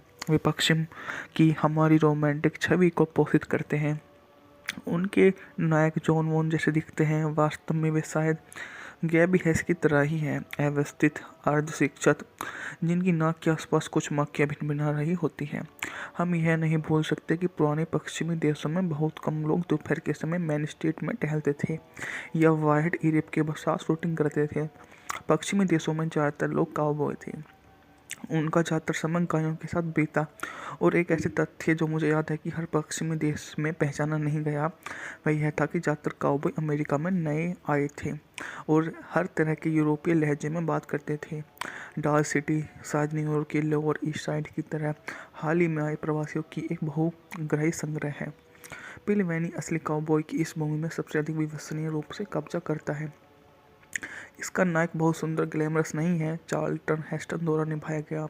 इसका शीर्षक चरित्र 40 के दशक के मध्य में एक व्यक्ति जो इतने लंबे समय से समाज से दूर है, वह शायद ही जानता है कि उसके साथ सभ्य व्यक्ति के रूप में कैसा व्यवहार किया जाए, तो उसे कैसी प्रतिक्रिया करनी चाहिए। और हेस्टन और जॉन हैकेट की प्रेम कहानी मेरी यादों में सबसे संतोषजनक कहानियों में से एक है। जब दो प्रेमी एक दूसरे से परीक्षा होने के 3 मिनट बाद भी एक दूसरे की बाहों में गिर जाते हैं, तो यह कभी भी पूरी तरह से आश्वस्त करने वाला नहीं होता, और यह बहुत कामुकी नहीं है। हाल की कई फिल्मों में प्यार शादी की तरह ही यांत्रिक हो गया है, लेकिन पिलवैनी ने पुरुष और महिला एक दूसरे के बारे में काफ़ी शर्मीले हैं। भले ही स्थिति तब जटिल हो जाती है जब वे मिस हैकेट के छोटे छोटे बेटे के साथ दूर दराज के कैबिन में बर्फ़ से ढके होते हैं, तो वे कभी भी प्यार नहीं करते और अपने लिए पर्याप्त गति प्राप्त करने के लिए फिल्म का अधिकांश भाग ले जाता है। पेरुहाउ जैन फोंडा के प्रशंसकों की अपेक्षा कहीं अधिक आकर्षक है। फिल्म की सबसे सराहनीय बात यह है कि वास्तव में जीवन के प्रति समर्पित। हमें लगता है कि ये लोग वास्तव में पश्चिम में रहते होंगे, आम सीधे साधे सामाजिक परिस्थितियों में बेहद शर्मीले और बहुत ही ईमानदार। सैन इस प्रकार की काउबॉय फिल्म थी। हड भी ऐसी ही थी। हाल की आधुनिक सेटिंग में किरिक डिगलस की अज्ञात कीर्ति लोनेला और द ओवर द ब्रिज इसी श्रेणी में आती है, जो उनको बहुत ज़्यादा शानदार मूवी में से एक बना देता है। हम इस तरह से मूवी को समझ सकते हैं कि जिस तरह से मूवी ने कारोबार किया है वो काफ़ी ज़्यादा शानदार भी है। पिल वैनी 1968 की अमेरिकी वेस्टर्न फिल्म है, जिसमें टॉम ग्रेस ने लिखा और निर्देशित किया है। इसमें Charles Heston, John Hackett, Donald Phillips ने अभिनय किया है। यह फिल्म 1960 के Sam Peckinpah television series the western की एक एपिसोड पर आधारित थी, जिसमें ब्रियान किथ ने अभिनय किया, जिसका नाम लायन कैम था, जिसे टॉम ग्रेस ने लिखा और निर्देशित किया। हेस्टन ने बताया कि यह उनकी पसंदीदा फिल्म थी जिसमें उन्होंने अभिनय किया था। सहायक कलाकारों में Lee Majors, Ben Johnson, Bruce Dern, Slim Pickens जैसे कलाकार शामिल हैं। मूवी का बजट था $1.4 मिलियन, जबकि ने बॉक्स ऑफिस पर $1.8 मिलियन की कमाई की थी। एक ट्रेल ड्राइव खत्म होने वाली, जिसके परिणामस्वरूप अब बेरोजगार ट्रेल हैंड को भुगतान किया जा रहा है। पंचर्स की तिकड़ी ब्लू डची और एक ब्लू वेन पैनी दक्षिण की ओर जाने वाला फैसला करता है, आने वाली सर्दी से बचने का फैसला करता है। विल मवेशियों के साथ ट्रेन पर आकर अपनी नौकरी का एक युवा चरवाही को सौंप देता है, जो अपने मरते हुए पिता से मिलना चाहता है और विल को बताता है कि फ्लैट आयरन रेंच में काम मिल सकता है।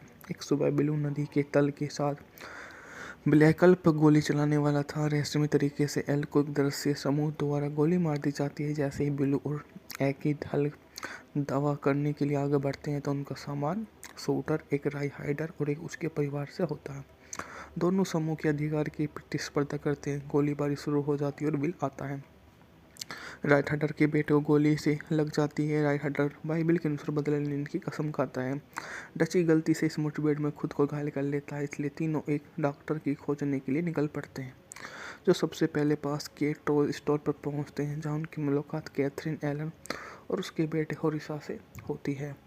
डची को डॉक्टर के पास छोड़ देते हैं। बिल शहर में नौकरी की तलाश करने का फैसला करता है, जबकि बिल अकेले आगे बढ़ता है। उसे बिना सवार वाला घोड़ा मिल जाता है, जो मृत चौराहे को ढूंढता है, जिससे उसकी काठी पर फेंक दिया जाता है और भाग जाता है।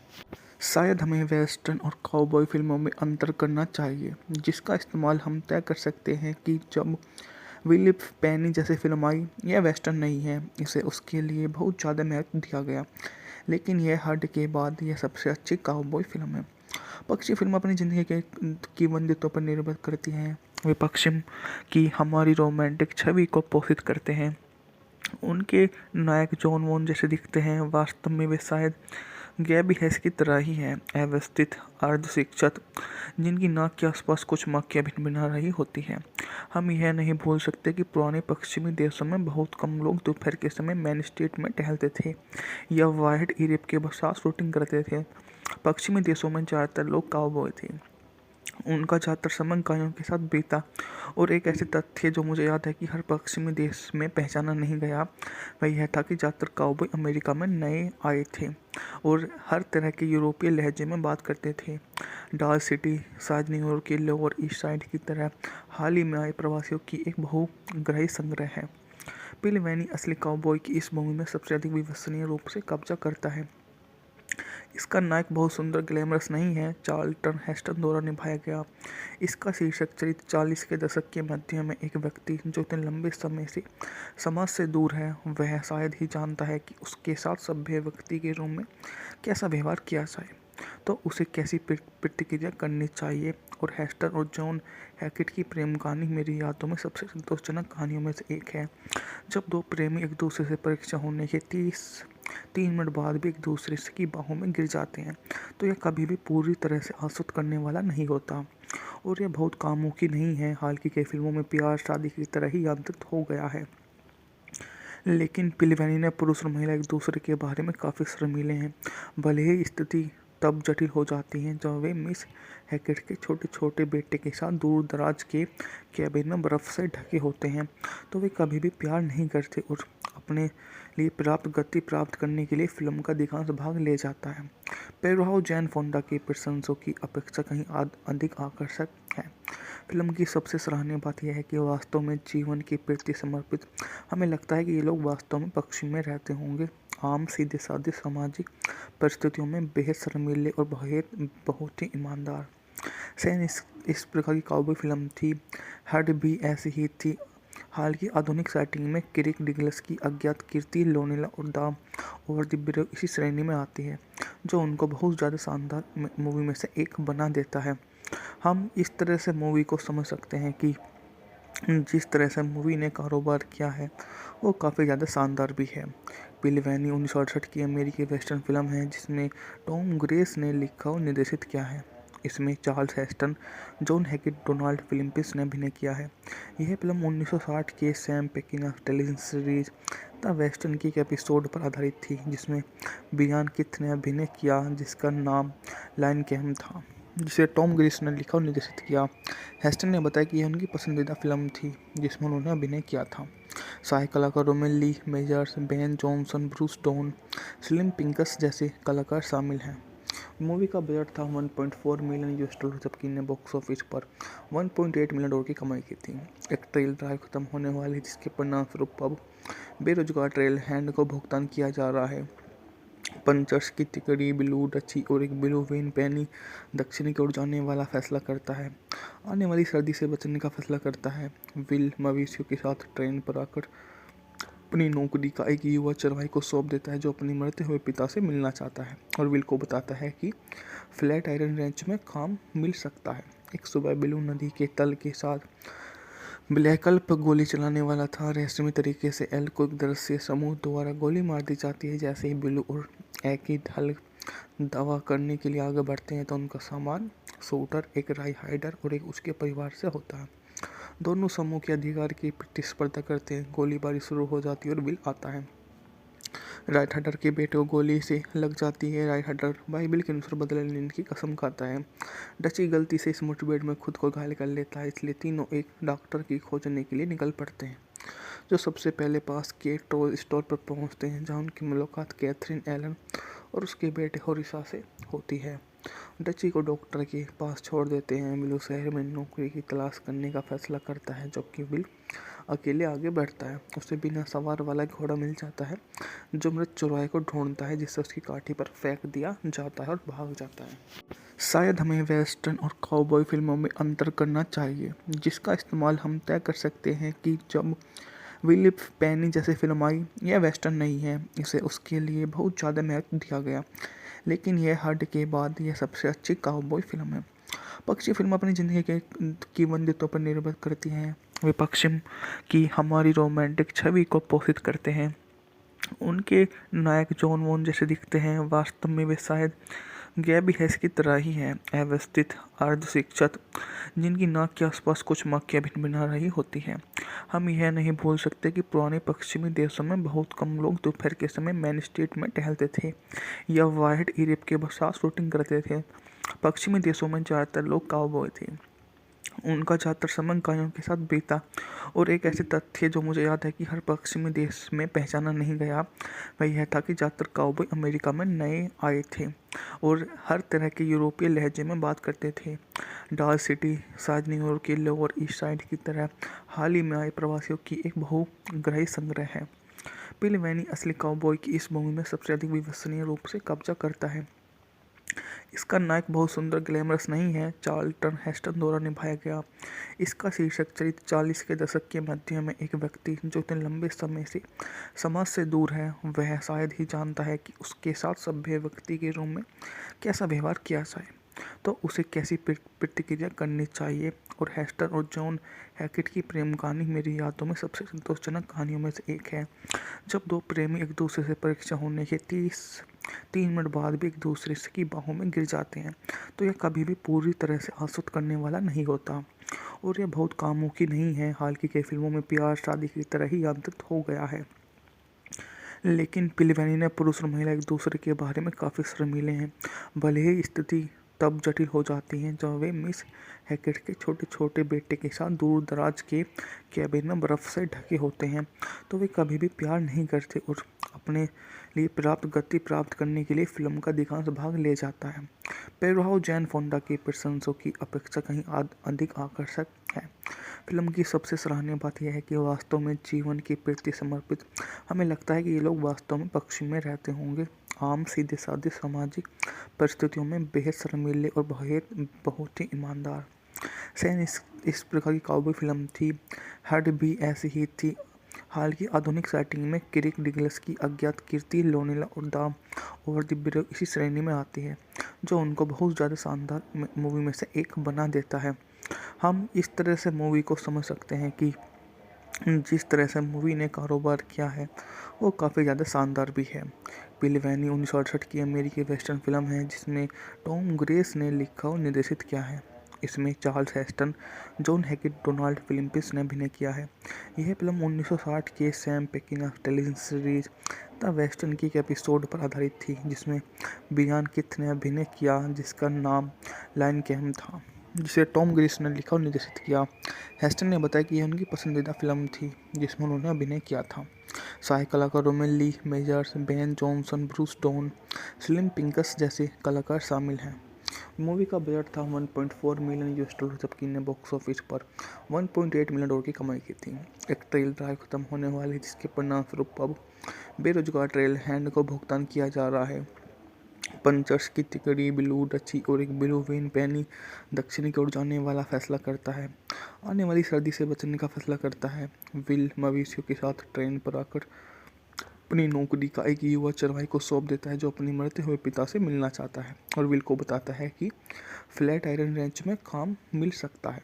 एक सुबह ब्लू नदी के तल के साथ ब्लैकल्प गोली चलाने वाला था। रहस्यमय तरीके से एल को एक दृश्य समूह द्वारा गोली मार दी जाती है। जैसे ही ब्लू और एक हल दावा करने के लिए आगे बढ़ते हैं, तो उनका सामान शूटर, एक राई हाइडर और एक उसके परिवार से होता है। दोनों समूह के अधिकार की प्रतिस्पर्धा करते हैं। गोलीबारी शुरू हो जाती है और बिल आता है। राइट हडर के बेटे को गोली से लग जाती है। राइट हडर बाइबिल के अनुसार बदला लेने की कसम खाता है। डची गलती से इस मुठभेड़ में खुद को घायल कर लेता है, इसलिए तीनों एक डॉक्टर की खोजने के लिए निकल पड़ते हैं, जो सबसे पहले पास के टॉय स्टोर पर पहुंचते हैं, जहां उनकी मुलाकात कैथरीन एलन और उसके बेटे होरिसा से होती है। डची को डॉक्टर के पास छोड़ देते हैं। बिल शहर में नौकरी की तलाश करने का फैसला करता है, जबकि बिल अकेले आगे बढ़ता है। उसे बिना सवार वाला घोड़ा मिल जाता है, जो मृत चौराहे को ढूंढता है, जिससे उसकी काठी पर फेंक दिया जाता है और भाग जाता है। शायद हमें वेस्टर्न और काउबॉय फिल्मों में अंतर करना चाहिए, जिसका इस्तेमाल हम तय कर सकते हैं कि जब विलिप पेनी जैसी फिल्म आई, यह वेस्टर्न नहीं है, इसे उसके लिए बहुत ज़्यादा महत्व दिया गया, लेकिन यह हद के बाद यह सबसे अच्छी काउबॉय फिल्म है। पक्षी फिल्म अपनी ज़िंदगी के की वंदितों पर निर्भर करती हैं। वे पश्चिम की हमारी रोमांटिक छवि को पोषित करते हैं। उनके नायक जॉन वॉन जैसे दिखते हैं, वास्तव में वे शायद गैबी हैस की तरह ही हैं, अव्यवस्थित अर्धशिक्षित, जिनकी नाक के आसपास कुछ मक्खियाँ भिनभिना रही होती हैं। हम यह नहीं भूल सकते कि पुराने पश्चिमी देशों में बहुत कम लोग दोपहर के समय मेन स्ट्रीट में टहलते थे या वाइड यूरोप के साथ शूटिंग करते थे। पश्चिमी देशों में ज़्यादातर लोग काउबॉय थे। उनका ज़्यादातर समय गायों के साथ बीता, और एक ऐसे तथ्य जो मुझे याद है कि हर पश्चिमी देश में पहचाना नहीं गया, वह यह था कि ज़्यादातर काउबॉय अमेरिका में नए आए थे और हर तरह के यूरोपीय लहजे में बात करते थे। डाल सिटी शायद न्यूयॉर्क के लोअर ईस्ट साइड की तरह हाल ही में आए प्रवासियों की एक बहुग्राही संग्रह है। बिल वैनी असली काउबॉय की इस मूवी में सबसे अधिक विश्वसनीय रूप से कब्जा करता है। इसका नायक बहुत सुंदर ग्लैमरस नहीं है, चार्ल्टन हेस्टन द्वारा निभाया गया। इसका शीर्षक चरित्र 40 के दशक के मध्य में एक व्यक्ति जो इतने लंबे समय से समाज से दूर है, वह शायद ही जानता है कि उसके साथ सभ्य व्यक्ति के रूप में कैसा व्यवहार किया जाए, तो उसे कैसी प्रतिक्रिया करनी चाहिए। और हेस्टन और जॉन हैकेट की प्रेम कहानी मेरी यादों में सबसे संतोषजनक कहानियों में से एक है। जब दो प्रेमी एक दूसरे से परीक्षा होने के 3 मिनट बाद भी एक दूसरे की बाहों में गिर जाते हैं, तो यह कभी भी पूरी तरह से आसूद करने वाला नहीं होता, और यह बहुत कामुकी नहीं है। हाल की कई फिल्मों में प्यार शादी की तरह ही यांत्रित हो गया है, लेकिन पिलवैनी ने पुरुष और महिला एक दूसरे के बारे में काफ़ी शर्मीले हैं। भले ही स्थिति तब जटिल हो जाती है जब वे मिस हैकेट के छोटे छोटे बेटे के साथ दूर दराज के कैबिन में बर्फ़ से ढके होते हैं, तो वे कभी भी प्यार नहीं करते और अपने लिए पर्याप्त गति प्राप्त करने के लिए फिल्म का अधिकांश भाग ले जाता है। पेरुहाउ जैन फोंडा के प्रशंसकों की अपेक्षा कहीं अधिक आकर्षक है। फिल्म की सबसे सराहनीय बात यह है कि वास्तव में जीवन के प्रति समर्पित। हमें लगता है कि ये लोग वास्तव में पश्चिम में रहते होंगे, आम सीधे साधे सामाजिक परिस्थितियों में बेहद शर्मीले और बहुत ही ईमानदार। सैन इस प्रकार की काउबॉय फिल्म थी। हड भी ऐसी ही थी। हाल की आधुनिक सेटिंग में किरिक डिगलस की अज्ञात कीर्ति लोनेला और द ओवर द ब्रिज इसी श्रेणी में आती है, जो उनको बहुत ज़्यादा शानदार मूवी में से एक बना देता है। हम इस तरह से मूवी को समझ सकते हैं कि जिस तरह से मूवी ने कारोबार किया है वो काफ़ी ज़्यादा शानदार भी है। पिलवैनी 1968 की अमेरिकी वेस्टर्न फिल्म है, जिसमें टॉम ग्रेस ने लिखा और निर्देशित किया है। इसमें Charles Heston, John Hackett, Donald Phillips ने अभिनय किया है। यह फिल्म 1960 के Sam Peckinpah television series the western की एक एपिसोड पर आधारित थी, जिसमें ब्रियान किथ ने अभिनय किया, जिसका नाम लायन कैम था, जिसे टॉम ग्रेस ने लिखा और निर्देशित किया। हेस्टन ने बताया कि यह उनकी पसंदीदा फिल्म थी जिसमें उन्होंने अभिनय किया था। सहायक कलाकारों में Lee Majors, Ben Johnson, Bruce Dern, Slim Pickens जैसे कलाकार शामिल हैं। मूवी का बजट था $1.4 मिलियन, जबकि ने बॉक्स ऑफिस पर $1.8 मिलियन की कमाई की थी। एक ट्रेल ड्राइव खत्म होने वाली, जिसके परिणामस्वरूप अब बेरोजगार ट्रेल हैंड को भुगतान किया जा रहा है। पंचर्स की तिकड़ी ब्लू डची और एक ब्लू वेन पैनी दक्षिण की ओर जाने वाला फैसला करता है, आने वाली सर्दी से बचने का फैसला करता है। विल मवेशियों के साथ ट्रेन पर आकर अपनी नौकरी का एक युवा चरवाही को सौंप देता है, जो अपने मरते हुए पिता से मिलना चाहता है, और विल को बताता है कि फ्लैट आयरन रेंच में काम मिल सकता है। एक सुबह ब्लू नदी के तल के साथ ब्लैकल्प गोली चलाने वाला था। रहस्यमय तरीके से एल को एक दृश्य समूह द्वारा गोली मार दी जाती है। जैसे ही ब्लू और एक हल दावा करने के लिए आगे बढ़ते हैं, तो उनका सामान शूटर, एक राई हाइडर और एक उसके परिवार से होता है। दोनों समूह के अधिकार की प्रतिस्पर्धा करते हैं। गोलीबारी शुरू हो जाती है और विल आता है। राइट हडर के बेटे को गोली से लग जाती है। राइट हडर बाइबिल के अनुसार बदला लेने की कसम खाता है। डची गलती से इस मुठभेड़ में खुद को घायल कर लेता है, इसलिए तीनों एक डॉक्टर की खोजने के लिए निकल पड़ते हैं, जो सबसे पहले पास के टॉय स्टोर पर पहुंचते हैं, जहां उनकी मुलाकात कैथरीन एलन और उसके बेटे होरिसा से होती है। डची को डॉक्टर के पास छोड़ देते हैं। विल शहर में नौकरी की तलाश करने का फैसला करता है, जबकि विल अकेले आगे बढ़ता है। उसे बिना सवार वाला घोड़ा मिल जाता है, जो मृत चौराहे को ढूंढता है, जिससे उसकी काठी पर फेंक दिया जाता है और भाग जाता है। हमें वेस्टर्न और काउबॉय फिल्मों में अंतर करना चाहिए, जिसका इस्तेमाल हम तय कर सकते हैं कि जब विलिप पेनी जैसे फिल्म आई, यह वेस्टर्न नहीं है, इसे उसके लिए बहुत ज़्यादा महत्व दिया गया, लेकिन यह हद के बाद यह सबसे अच्छी काउबॉय फिल्म है। पक्षी फिल्म अपनी ज़िंदगी के की वंदितों पर निर्भर करती हैं। वे पश्चिम की हमारी रोमांटिक छवि को पोषित करते हैं। उनके नायक जॉन वॉन जैसे दिखते हैं, वास्तव में वे शायद गैबी हैस की तरह ही हैं, अव्यवस्थित अर्धशिक्षित, जिनकी नाक के आसपास कुछ मक्खियाँ भिनभिना रही होती हैं। हम यह नहीं भूल सकते कि पुराने पश्चिमी देशों में बहुत कम लोग दोपहर के समय मेन स्ट्रीट में टहलते थे या वाइड यूरोप के साथ शूटिंग करते थे। पश्चिमी देशों में ज़्यादातर लोग काउबॉय थे। उनका ज़्यादातर समय गायों के साथ बीता, और एक ऐसे तथ्य जो मुझे याद है कि हर पश्चिमी देश में पहचाना नहीं गया, वह यह था कि ज़्यादातर काउबॉय अमेरिका में नए आए थे और हर तरह के यूरोपीय लहजे में बात करते थे। डाल सिटी शायद न्यूयॉर्क के लोअर ईस्ट साइड की तरह हाल ही में आए प्रवासियों की एक बहुग्राही संग्रह है। पिल वैनी असली काउबॉय की इस मूवी में सबसे अधिक विश्वसनीय रूप से कब्जा करता है। इसका नायक बहुत सुंदर ग्लैमरस नहीं है, चार्ल्टन हेस्टन द्वारा निभाया गया। इसका शीर्षक चरित्र 40 के दशक के मध्य में एक व्यक्ति जो इतने लंबे समय से समाज से दूर है, वह शायद ही जानता है कि उसके साथ सभ्य व्यक्ति के रूप में कैसा व्यवहार किया जाए, तो उसे कैसी प्रतिक्रिया करनी चाहिए। और हेस्टन और जॉन हैकेट की प्रेम कहानी मेरी यादों में सबसे संतोषजनक कहानियों में से एक है। जब दो प्रेमी एक दूसरे से परीक्षा होने के 3 मिनट बाद भी एक दूसरे की बाहों में गिर जाते हैं, तो यह कभी भी पूरी तरह से आसूद करने वाला नहीं होता, और यह बहुत कामुकी नहीं है। हाल की कई फिल्मों में प्यार शादी की तरह ही यांत्रिक हो गया है, लेकिन पिलवैनी ने पुरुष और महिला एक दूसरे के बारे में काफ़ी शर्मीले हैं।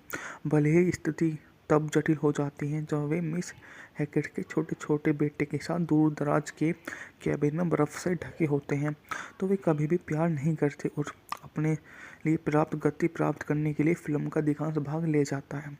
पेरुहाउ जैन फोंडा के प्रशंसकों की अपेक्षा कहीं अधिक आकर्षक है। फिल्म की सबसे सराहनीय बात यह है कि वास्तव में जीवन के प्रति समर्पित। हमें लगता है कि ये लोग वास्तव में पश्चिम में रहते होंगे, आम सीधे साधे सामाजिक परिस्थितियों में बेहद शर्मीले और बहुत ही ईमानदार। सैन इस प्रकार की काउबॉय फिल्म थी। हड भी ऐसी ही थी। हाल की आधुनिक सेटिंग में किरिक डिगलस की अज्ञात कीर्ति लोनेला और द ओवर द ब्रिज इसी श्रेणी में आती है, जो उनको बहुत ज़्यादा शानदार मूवी में से एक बना देता है। हम इस तरह से मूवी को समझ सकते हैं कि जिस तरह से मूवी ने कारोबार किया है वो काफ़ी ज़्यादा शानदार भी है। पिल वैनी 1968 की अमेरिकी वेस्टर्न फिल्म है, जिसमें टॉम ग्रेस ने लिखा और निर्देशित किया है। इसमें Charles Heston, John Hackett, Donald Phillips ने अभिनय किया है।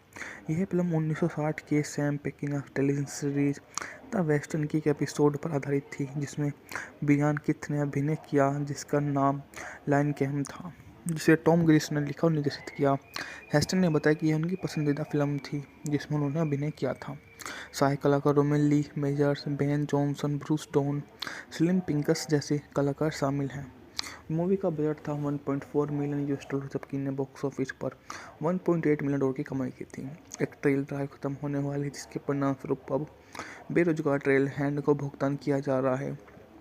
पंचर्स की तिकड़ी ब्लू डची और एक ब्लू वेन पैनी दक्षिण की ओर जाने वाला फैसला करता है, आने वाली सर्दी से बचने का फैसला करता है। विल मवेशियों के साथ ट्रेन पर आकर अपनी नौकरी का एक युवा चरवाही को सौंप देता है, जो अपने मरते हुए पिता से मिलना चाहता है और विल को बताता है कि फ्लैट आयरन रेंच में काम मिल सकता है।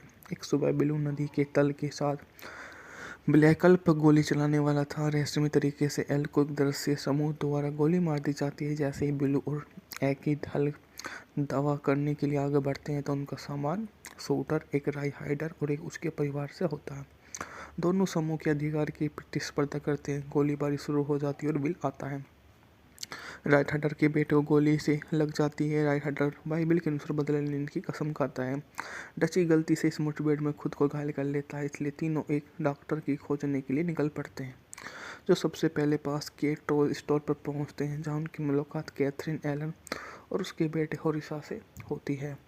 डची को डॉक्टर के पास छोड़ देते हैं। बिल शहर में नौकरी की तलाश करने का फैसला करता है, जबकि बिल अकेले आगे बढ़ता है। उसे बिना सवार वाला घोड़ा मिल जाता है, जो मृत चौराहे को ढूंढता है, जिससे उसकी काठी पर फेंक दिया जाता है और भाग जाता है। हमें वेस्टर्न और काउबॉय फिल्मों में अंतर करना चाहिए, जिसका इस्तेमाल हम तय कर सकते हैं कि जब विलिप पेनी जैसे फिल्म आई, यह वेस्टर्न नहीं है, इसे उसके लिए बहुत ज़्यादा महत्व दिया गया, लेकिन यह हट के बाद यह सबसे अच्छी काउबॉय फिल्म है। पक्षी फिल्म अपनी ज़िंदगी के की वंदितों पर निर्भर करती हैं। वे पश्चिम की हमारी रोमांटिक छवि को पोषित करते हैं। उनके नायक जॉन वॉन जैसे दिखते हैं, वास्तव में वे शायद गैबी हैस की तरह ही हैं, अव्यवस्थित अर्धशिक्षित, जिनकी नाक के आसपास कुछ मक्खियाँ भिनभिना रही होती हैं। हम यह नहीं भूल सकते कि पुराने पश्चिमी देशों में बहुत कम लोग दोपहर के समय मेन स्ट्रीट में टहलते थे या वाइड यूरोप के साथ शूटिंग करते थे। पश्चिमी देशों में ज़्यादातर लोग काउबॉय थे। उनका ज़्यादातर समय गायों के साथ बीता, और एक ऐसे तथ्य जो मुझे याद है कि हर पश्चिमी देश में पहचाना नहीं गया, वह यह था कि ज़्यादातर काउबॉय अमेरिका में नए आए थे और हर तरह के यूरोपीय लहजे में बात करते थे। डाल सिटी शायद न्यूयॉर्क के लोअर ईस्ट साइड की तरह हाल ही में आए प्रवासियों की एक बहुग्राही संग्रह है। बिल वैनी असली काउबॉय की इस मूवी में सबसे अधिक विश्वसनीय रूप से कब्जा करता है। इसका नायक बहुत सुंदर ग्लैमरस नहीं है, चार्ल्टन हेस्टन द्वारा निभाया गया। इसका शीर्षक चरित्र 40 के दशक के मध्य में एक व्यक्ति जो इतने लंबे समय से समाज से दूर है, वह शायद ही जानता है कि उसके साथ सभ्य व्यक्ति के रूप में कैसा व्यवहार किया जाए, तो उसे कैसी प्रतिक्रिया करनी चाहिए। और हेस्टन और जॉन हैकेट की प्रेम कहानी मेरी यादों में सबसे संतोषजनक कहानियों में से एक है। जब दो प्रेमी एक दूसरे से परीक्षा होने के 3 मिनट बाद भी एक दूसरे की बाहों में गिर जाते हैं, तो यह कभी भी पूरी तरह से आश्वस्त करने वाला नहीं होता, और यह बहुत कामुकी नहीं है। हाल की कई फिल्मों में प्यार शादी की तरह ही यांत्रिक हो गया है, लेकिन पिलवैनी ने पुरुष और महिला एक दूसरे के बारे में काफ़ी शर्मीले हैं। भले ही स्थिति तब जटिल हो जाती है जब वे मिस हैकेट के छोटे छोटे बेटे के साथ दूर दराज के कैबिन में बर्फ़ से ढके होते हैं, तो वे कभी भी प्यार नहीं करते और अपने लिए पर्याप्त गति प्राप्त करने के लिए फिल्म का अधिकांश भाग ले जाता है। पेरुहाउ जैन फोंडा की प्रशंसों की अपेक्षा कहीं अधिक आकर्षक है। फिल्म की सबसे सराहनीय बात यह है कि वास्तव में जीवन के प्रति समर्पित। हमें लगता है कि ये लोग वास्तव में पश्चिम में रहते होंगे, आम सीधे साधे सामाजिक परिस्थितियों में बेहद शर्मीले और बहुत ही ईमानदार। सैन इस प्रकार की काउबॉय फिल्म थी। हड भी ऐसी ही थी। हाल की आधुनिक सेटिंग में किरिक डिगलस की अज्ञात कीर्ति लोनेला और द ओवर द ब्रिज इसी श्रेणी में आती है, जो उनको बहुत ज़्यादा शानदार मूवी में से एक बना देता है। हम इस तरह से मूवी को समझ सकते हैं कि जिस तरह से मूवी ने कारोबार किया है वो काफ़ी ज़्यादा शानदार भी है। बिल वैनी 1968 की अमेरिकी वेस्टर्न फिल्म है, जिसमें टॉम ग्रेस ने लिखा और निर्देशित किया है। इसमें Charles Heston, John Hackett, Donald Phillips ने अभिनय किया है। यह फिल्म 1960 के Sam Peckinpah television series the western की एक एपिसोड पर आधारित थी, जिसमें ब्रियान किथ ने अभिनय किया, जिसका नाम लायन कैम था, जिसे टॉम ग्रेस ने लिखा और निर्देशित किया। हेस्टन ने बताया कि यह उनकी पसंदीदा फिल्म थी जिसमें उन्होंने अभिनय किया था। सहायक कलाकारों में Lee Majors, Ben Johnson, Bruce Dern, Slim Pickens जैसे कलाकार शामिल हैं। मूवी का बजट था $1.4 मिलियन, जबकि ने बॉक्स ऑफिस पर $1.8 मिलियन की कमाई की थी। एक ट्रेल ड्राइव खत्म होने वाली, जिसके परिणामस्वरूप अब बेरोजगार ट्रेल हैंड को भुगतान किया जा रहा है। पंचर्स की तिकड़ी ब्लू डची और एक ब्लू वेन पैनी दक्षिण की ओर जाने वाला फैसला करता है, आने वाली सर्दी से बचने का फैसला करता है। विल मवेशियों के साथ ट्रेन पर आकर अपनी नौकरी का एक युवा चरवाही को सौंप देता है, जो अपने मरते हुए पिता से मिलना चाहता है और विल को बताता है कि फ्लैट आयरन रेंच में काम मिल सकता है। एक सुबह ब्लू नदी के तल के साथ ब्लैकल पर गोली चलाने वाला था। रहस्यमय तरीके से एल को एक दृश्य समूह द्वारा गोली मार दी जाती है। जैसे ही ब्लू और एकिड हल दावा करने के लिए आगे बढ़ते हैं, तो उनका सामान शूटर, एक राई हाइडर और एक उसके परिवार से होता है। दोनों समूह के अधिकार की प्रतिस्पर्धा करते हैं। गोलीबारी शुरू हो जाती है और बिल आता है। राइट हडर के बेटे को गोली से लग जाती है। राइट हडर बाइबिल के अनुसार बदला लेने की कसम खाता है। डची गलती से इस मुठभेड़ में खुद को घायल कर लेता है, इसलिए तीनों एक डॉक्टर की